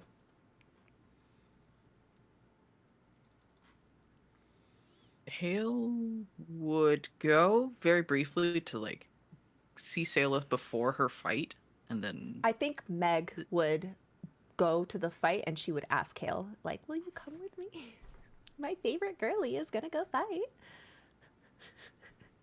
I'd love to go. I will come with you just to see her before the fight, but I have to run some errands for Mother. Fine, all right. And she'll link arms with you. You notice that she has made a significant amount of tips. Her little purse is brimming. She was spending some time over with the tiger. Tiscard, would you go? Is the sleazeball tiger still in Mother's Love, or is he left for the ring? He's going to the fight. Sleazeball tiger. Sleazeball? The sleazeball. Hi, Falcon. Listen, that word's not in Tiscard's vocabulary, but if it was, he would call him a sleazeball. What? He's just a customer. He's a very generous customer. Everybody in here loves him. Before Tiscar leaves, he's gonna kind of like walk up to Rowan and just kind of like slide the 3 platinum inside of the Rowan is gonna inside be of like his tip jar. He'll like make a bad note and then quickly correct. Tisca, what the fuck? What? Do you know how much gold that is? Yes, I know. Where did you get I will that? be back. Why are you giving that to me? What has happened? Tell me. We will talk later. You're leaving. For now, yes. Be careful. And with that, boom, he's gone. Who sent me the He's gonna look and see this tiger leaning back with like all these girls rubbing his shoulders behind him, and the tiger's just like, Oh, so he's a leaner. Okay, good. Good to know. Oh wait, no, the tiger's leaving too. He's getting up. Sorry. I'm sure he's getting up looking at Rowan, that motherfucker. Okay. Okay.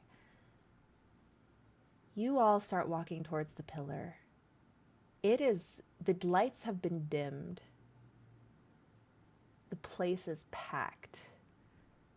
It is loud. There is drum playing to fit the vibe. There are fights going on. The announcer, whose name I used to have and now I don't. Do you guys want to help me name the announcer guy who sits and calls all the fights? Let's go. Bonk. Yeah, bonk. Is it a goblin Bonk too? the Yeah, announcer. Bonk the goblin. Is it a goblin or is it a hobgoblin? It's different. So, I think Demetrius and the Arcane Fury are married canonically, because that makes sense to me. I have to write that down because that's so funny. Yeah. And then 2, the announcer's name is Thester Morinson. I don't know. Somebody else figure out a better name. That was horrible. Esther Bonk Morrison. Pecked Bonk. Yeah. Bonk is great. Bonk, the goblin or the hobgoblin, or the bugbear. Bugbear. The bugbear. Yeah. The bugbear for sure. Bonk the bugbear. Bonk the bugbear, by the way, is so good Billy at his Bonk the job. bugbear. This guy Is he like a retired pit fighter? This guy, he's like a wiry little guy who's so energetic and charismatic, and he's like, in the ring we got one, and that Scarlet cannot reproduce such an effect, but it is the height. He's using thaumaturgy to boom his voice. You guys notice that the ring, so the pit is on the lower level, but every level above there are crystals that are projecting almost like a camera feed of the ring. So every single layer up to pretty much the whole pillar is being shown these fights. And on these different layers on these levels, you have the restaurants and the bars are all serving. Some of the levels have like VIP boxes that can look directly down into the pit. This is an event. Can the crystals also project like the sports stats, like as if you're watching baseball? It'd be like, we are in the second inning. And Yeah. This This is like like runner on first. Yeah, okay. Yeah, and so it like shows 3D images of the fighters fighting, but it also like demonstrates their stats. And Bonk is like so good at this. He's getting everyone hyped, everyone's excited. The tiger goes to his VIP box so he can look down, and it's like one level above the fight. So the VIP boxes kind of like lean further into the atrium and have like glass bottoms that they can see directly down, and they have their own like personal little crystal demonstration. This is a lot of yours first time really experiencing the fullness of the fights, and it is become clear to you that this is the thing that pays for the entire Rosewood. There is so much energy here. There is so much excitement here. You are ready to roll, but something you also notice, there is one specific box that has been reserved where one person is sitting and watching the fights unroll. He is tall and lean, wearing leathers and spikes. You see this red mohawk covering half his face, a red short beard, and intense eyes. Dane, you know who this person is. You see Gaius sitting like a king in a throne, looking down silently, watching his fights unveil, while his announcer is just hyping everyone up. After a fight is one fighter knocks out the others. Everyone's cheering, and the guy is trying to like stand back up. Gaius will once in a while stand and give like the thumbs up or the thumbs down, which always it gets a roar from the audience as he is like the king of these fighting pits. But he doesn't say anything. He just observes silently, like a gargoyle looking down. Salith, your fight is coming up soon. You are on the bottom floor. You are She's in line. Warm up. She's stretching it out.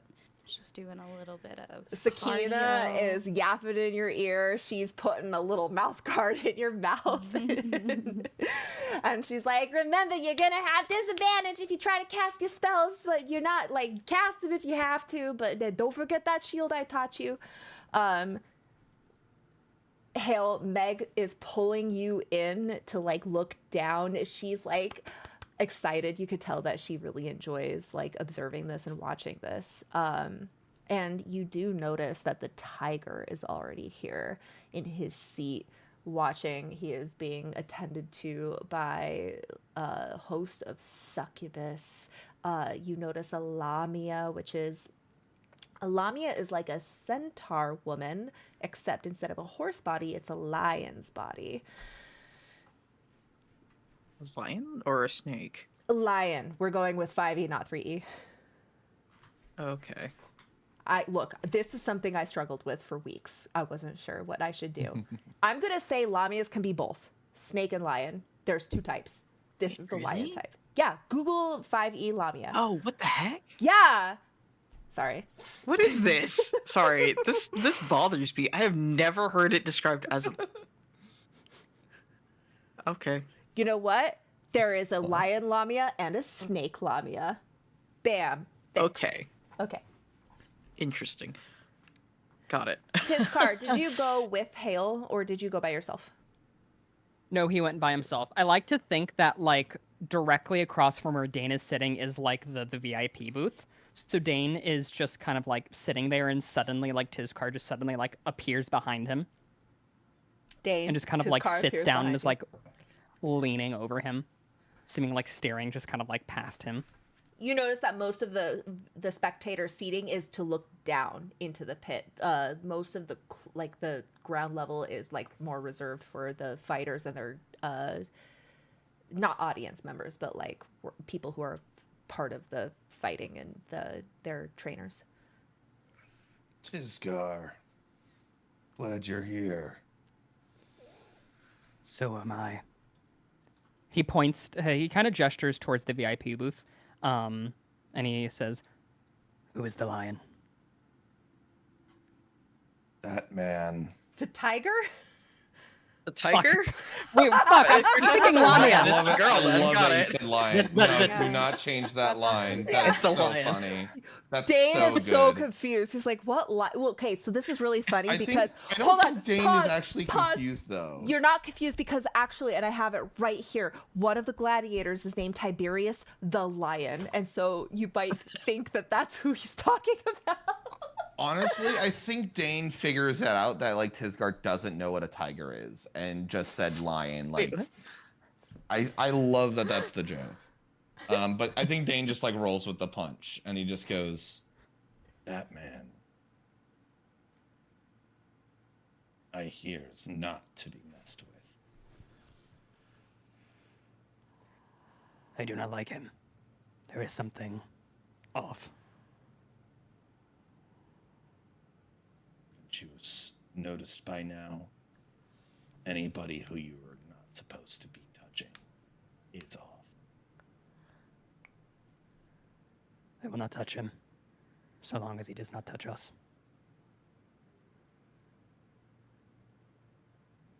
I'm on the same wavelength you are.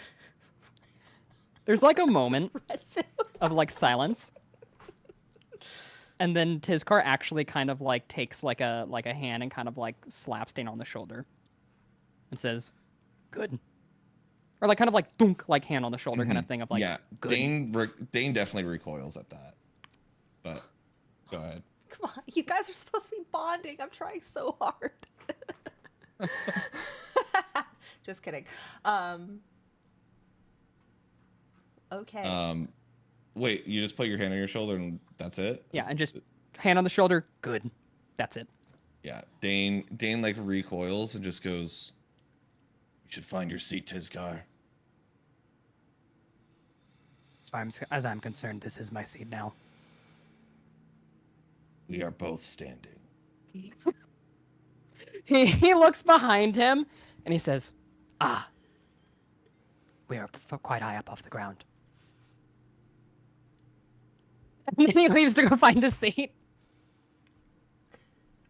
I would say it's not really seats. You have to like lean over and watch like you're standing, you know. Everyone's leaning over and looking deep into the atrium. Dane is looking up into the rafters to see if he can't find somebody. Okay. The lion. The lion, yeah. Actually. The fuck is a lion? Dane, as you're looking around, because your attention has already been drawn to the lion, you see his entourage. You see that there are lots of people around him. And someone is pouring from a big, like, decanter wine into his glass, laughing and smiling. A woman who is wearing very, like, similar styled robes, like similar textiles and fashion as the tiger, with lavender hair, with like a fringe and lots of jewelry, just smiling and laughing and pouring the drink. Sarah's face. Thank God you didn't say Danica. Danica is performing surgery on a fighter right now. Yeah. No, Dane looks up in surprise and then like basically in his thought process through his head is like, I'm looking for Seraphine. I found Seraphine. Now I don't want to look at them because that's going to draw attention to them, but then not drawing attention to them is going to also draw attention to them. So now I don't know what to do. And in his like his face looks like this, but in his mind he's just panicking. Make a perception check.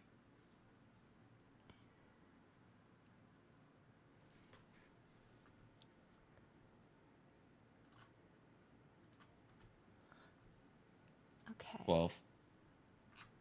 With a 12, it's hard to say. There is a lot of people here, hundreds of people here. The lights are almost strobing. Like, again, think of yourself as in the middle of some kind of MMA event. Yeah. You just see her sitting there smiling very charmingly, pouring this tiger a glass of drink. You see the tiger, like, you see with his hand, like, kind of like run a finger under her chin in a very affectionate way. You notice his hand is upside down, like reversed, palm up instead of palm down, which is like kind of weird. Dane just mutters to himself under his breath, I also do not like this tiger. Bonk then calls out, Salith, have you picked a fighter name? Yeah, it's Kiss of Death. The Kiss of Death. Will you please, 1, 2, 3, 4, will you please roll a d4 for me to see who you will be fighting?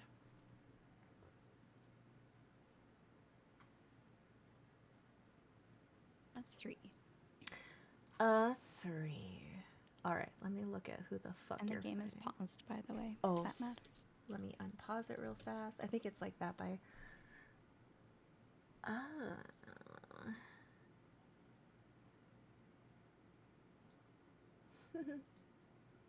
Okay. Okay.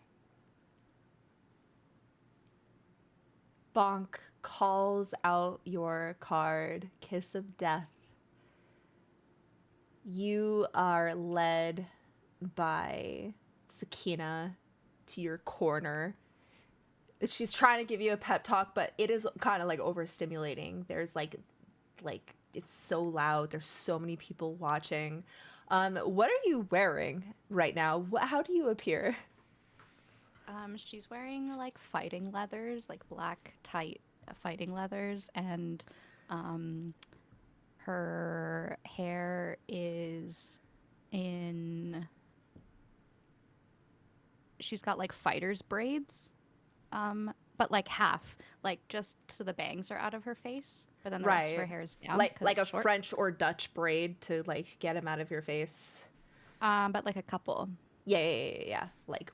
And then, and then, she's got her hands are wrapped. Her wrists are wrapped.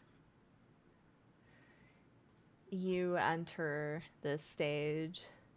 The mistress of black and white, light and dark, the kiss of death. Across from you. Here. So you're right here. In this corner. An orange-skinned orc with like yellow fur on the tips of his ears, the very classic fang breaker hyena traits. Gorak with his battle axe in hand. This is how we're going to do this. We're all going to go into combat.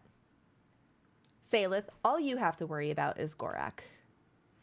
Everybody else in this scene, when it's your turn, you can use that turn to socially interact, since all y'all are in this time. So let me give all of you in here. Whoa, I just got all, okay. Let me get you all the right way. And then actually before we start, let's do another like 2 to 5 minute break. So you can use the bathroom, all that stuff, and then we can get started. But I am going to put you all into combat so you can roll before you go.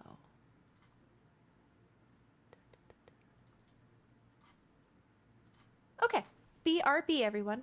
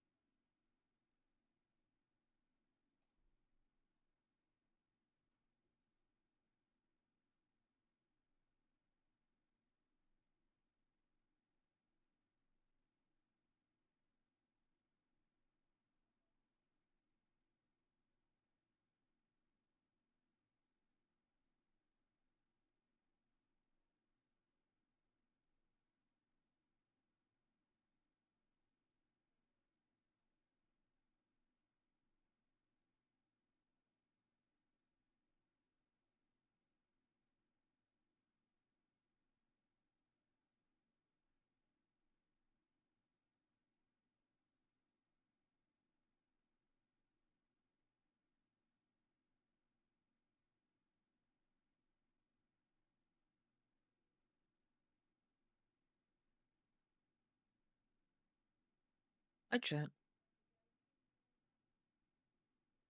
And no, Hale does not like Tim Tickles. He might have liked Chin Tickles at one point, but currently no. Hello. Hello. I'm eating How my are you doing? a mechanical question. Okay. If I cast suggestion, Mm-hmm. but then that person takes damage, are they no longer under my suggestion? I believe so. Let me look up the definition because I remember learning about this as a young bard myself. I think it's Yeah, removed if though. you or any of your companions damage the target, the spell ends. Mm. Is that the legacy rules? That's in the legacy rules, yes. I don't know what the new suggestion looks like. You suggest a course of activity described in no more than 25 words to one creature you can see within range and can hear and understand you. The suggestion must sound achievable and not involve anything that would obviously deal damage to the target or its allies. Then it gives an example. Or you could say, oh, right, stop fighting, leave this library. You don't return. The target must succeed on a wisdom saving throw or have the charmed condition for the duration until you or your allies deal the okay. Then the Yeah. charmed target pursues the suggestion. Okay. Yeah, so it has to be either us or an ally deals damage.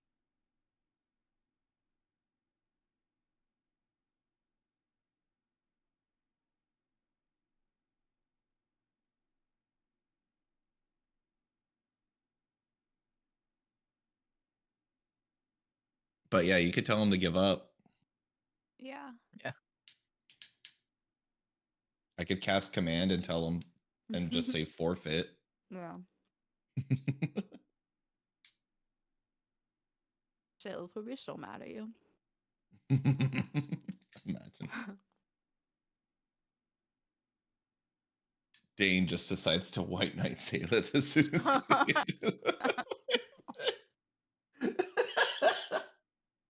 She pulls Dane into the ring to 1v1 him instead. Yeah. Wait, 1v1 Dane or Dane 1v1's Yeah. the guy? No, Dane and Saleth. Oh shit. I don't think you'd win. Oh no. I think you would cast suggestion and it would work, but I don't think that I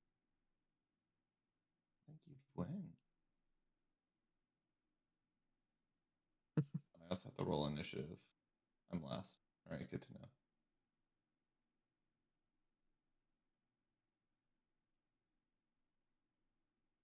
Hi, chat. Yep. Hi, chitty chat. How you doing? Oh, Saleth Kiss of Death cosplay win. Exactly. Okay, is Kiss of Death more metal than Eyes of Night? No, Eyes of Night is way more metal. Is it? I changed my name. I think Kiss of Death is more metal than Eyes of Night. I feel like Kiss of Death is more generic and Eyes of Night are more like targeted towards Saleth. I don't know. That's true. Feels more specific. She didn't ask which one is more Saleth. She asked which one was more metal. Yeah, but being metal is being true to yourself, so. I guess so. Okay.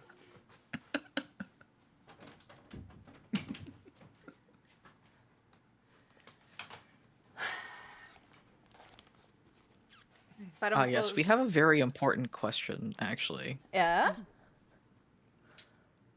Is Magni Ajani orange, or is he a different color?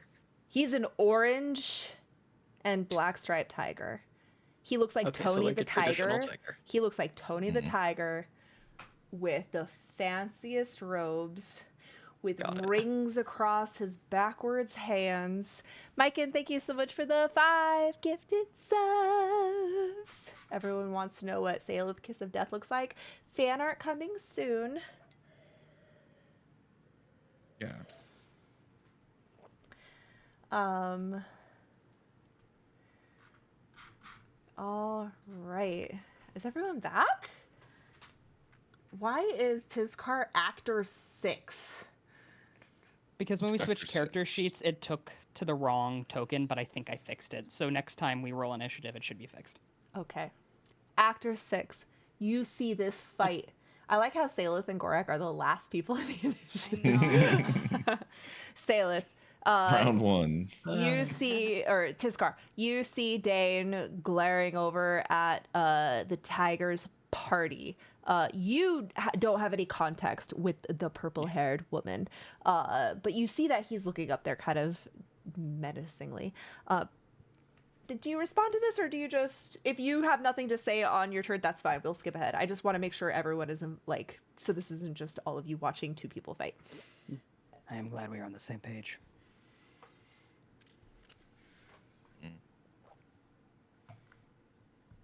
Okay. That's it. Yeah. Hail. Next. Hale's gonna take this chance to slip away to try and find follow the instructions that Mother gave. The instructions are going to lead you outside of the pit. This will completely take you out of this interaction. Okay. If you want to do that. I thought it was going to be like... No, so I thought it was going to be the stalls in the pillar, but... So this stall that you see on your instructions are actually next to Mother's Love. There are several almost like think of a parking lot filled with market stalls and bazaars and stuff. Okay. We can do that. I think next session that will be Hale's little adventure. Okay. Hale had originally wanted to come slightly early to cast mage armor on Salith, but now that she's fighting, he's like, oops. I will let you, if you want to retcon that, we can go back. We don't have to roleplay the scene because that would obviously take time and I want to get through this. Right. Hale would do that. He would probably... I don't know if Meg would go with him, but he would go down into where she was, probably in like the warm-up area, to just like cast mage armor on her, if that's okay. If Salith will let him. Just gonna give you a little wink. If it Okay. isn't my favorite. Your She favorite stops herself. fool. She looks around. She knows how many people are here. She Choose your give you a next little- word carefully. Do you want this? Do you want this as... Oh, not. Fine, yes. Not only, Gabriel, is this not against the rules, but literally every mage who fights in the pits knows the mage armor spell and the shield spell, and that's why they were like, Salith, are you sure you want to do this? You're not really built for this type of fighting. Your AC is now 16. Okay. I will just cast it for her. Kick some butt. And maybe remember to blow a kiss at Meg when you win. When you rejoin Meg, she's like, where'd you go? I got us some curly fries. Yes. I can't even use the excuse that nature calls. Fuck. I got lost. Gabriel, Gaius does care about fair, but he is not against magical fights, and it is standard practice for magical gladiators to have mage armor and shield and brawling kind of stuff. Okay. Dane, as your your attention is being pulled between Salith entering the ring and the Tiger's VIP box, the next time you look up at the Tiger's box, Sarah is not there. She has mysteriously vanished. Unless Dane knows where she might be off to, he would try and follow. But other than that, if he doesn't, then he won't. You have no idea, but you Okay. could start looking around. Yeah, Dane will look around, but he'll also, before Salus steps into the ring, he's gonna cast Shield of Faith On. Salith. Wait. Okay. You Are we are not an allowed out. You are okay. Out. I don't think. Well, I just said that she could get mage armor cast on her. Shield of Faith. You would be 1 story up. I think you'd be too far away. I thought it. Okay. You I would. thought I was like in the fighter's pit. No, you guys would be Looking up up. a level. Go looking down. Is where you would. Okay. Wait, what's the range? Never What's the mind. range on 60 Shield feet. of Faith? 60 foot, 60 but feet. I don't. Yeah. I don't know. It would They be, it want would be people more of like casting from I'm outside. in her corner. If I'm in the stands, I feel like Dane would feel like that's not above board and wouldn't do it. Okay. Because it's a very obvious spell. It's not a Yeah. subtle one. Because I feel like that someone else will be like, okay, well then I'm gonna cast it. Yeah. There's like 50 people casting Shield of Faith on one person. To clarify, the reason I allowed for Salith to gain a mage armor from Halus is because mage armor is pretty standard for any mages that are brawling in the thing. So that's pretty typical. Salith. In that case, oh, go ahead, babe. I cast Compelled Duel on her opponent. No, just kidding. Gaius calls you into his office. He's like, "What the fuck are you doing? Stop I fucking kicked with you my out before. fighters." Do I have to kick you out of the pillar Yeah. now too? Salith, Oh, it's your shit. turn. I want to place that template. Ooh. 15-foot radius sphere.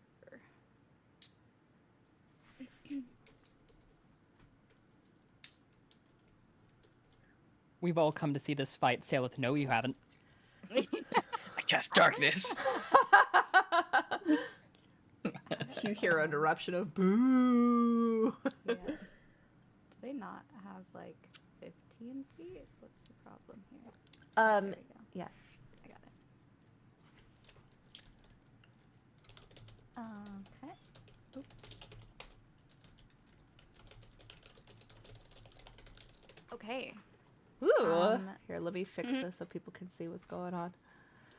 Boop.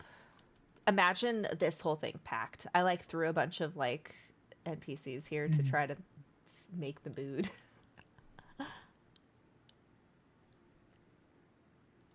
That's my turn. So you just cast darkness?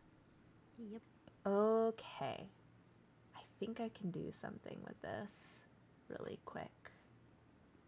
Let me try. And even if he has dark vision, he can't see through it. Right. You sneaky little girl. Did that do anything? No. Okay. I was going to try to do some fancy work. Okay. It is his turn. Seeing this orb of darkness, our fellow is going to rush along the side, but he cannot see you because you're technically in the darkness. So I am going to call upon my Pathfinder rules, which has much more defined rules about sneaking and hiding and concealment, which means he is going to pick a square and roll a flat check. If he makes the check, that means he found you. If he fails the check, it means he didn't find you. So the flat check, first of all, I'm going to just do a roll to see if he picks a square that's even close to you. Let me do this as a private roll. He is going to roll a 1d6. If he gets a 1, that means he correctly picks your square. And then from there, he is going to do his flat check. And then he is going to try and swing. And then I will tell you if this hits you or not. When you're in the darkness, are you also blinded? Like you can't see outside of the darkness? No. I have an ability. Oh, I see what you mean. Like, You're not just talking about me. I can see him. You can't see I him believe. even though you're inside of the darkness? So it says that I can see through the darkness created by the spell because I have Eyes of the Dark, which is a Shadow Twilight sorcerer or shadow sorcerer. And you can see through the magical darkness. Yep. Okay. Oh wow, you are gonna fuck him up. He goes into, or I guess no, that's as far as he can go. He swings right in front of him, and you're obviously not there, and he just, and then you just see him like looking around, like all nervously. Tiskar, do you have anything you want to do, or do you want to, okay. Hale, do you have anything you want to do? He was waffling back and forth whether or not he would go see Ajani after that invite. Do you want to go sit in his booth with him? He's uncomfortable, but he's like, I need money in case he fails to steal the thing. So he's gonna try and make his way up there slowly. Okay. I'm going to say you start making your way over there. Dane, as you're looking around, behind you, you hear a voice. Hello, Dane.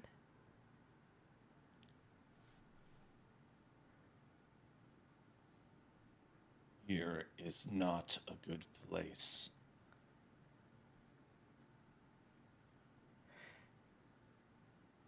You should leave with me.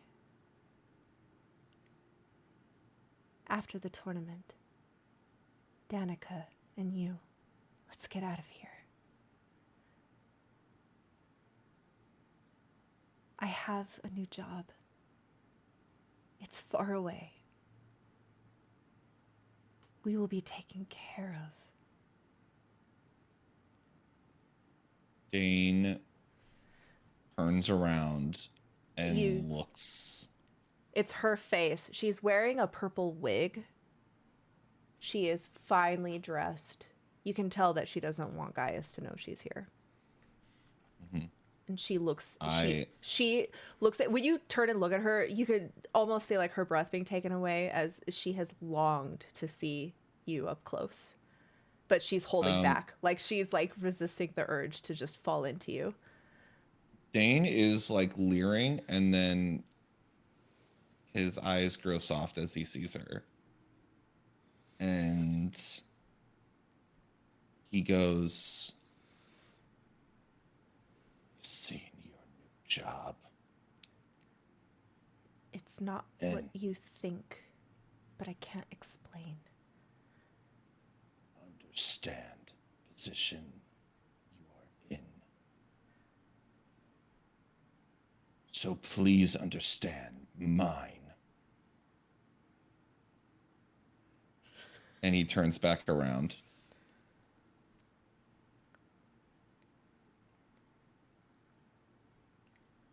You hear after. You hear a deep sigh, and then you hear footsteps walking away. Dane's eyes grow fog like the evening mist as he... Ellie has been trying to break me this whole session because I'm reading my chat. As his heart thumps and his inner thighs clench.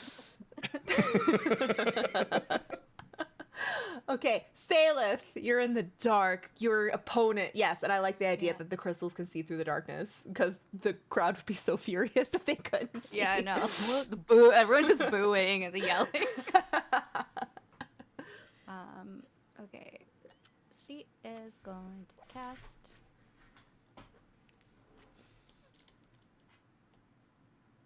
Asha's Mind Whip. It's a DC 16 intelligence save. Did you know Tasha is Grass's ex-girlfriend? I did know that. Gratz senses you using her. Just kidding. He fails. All right. He rolls, he gets damage, and then what is this extra part? It must choose whether he gets, oh, so he's basically slowed. He gets a move, an action, or a bonus action. Holy crap. Okay. Oh my gosh. Why did I think this would be difficult for you? Never mind. Guys, I simulated a Salith gladiator battle without darkness, and I was like, oh no, Salith is in trouble. This is like a pretty 50-50 fight depending on how the dice rolls. Never mind. This guy gets... Does that. You see ruptured out of the darkness. You see like this whip come and like hook onto him.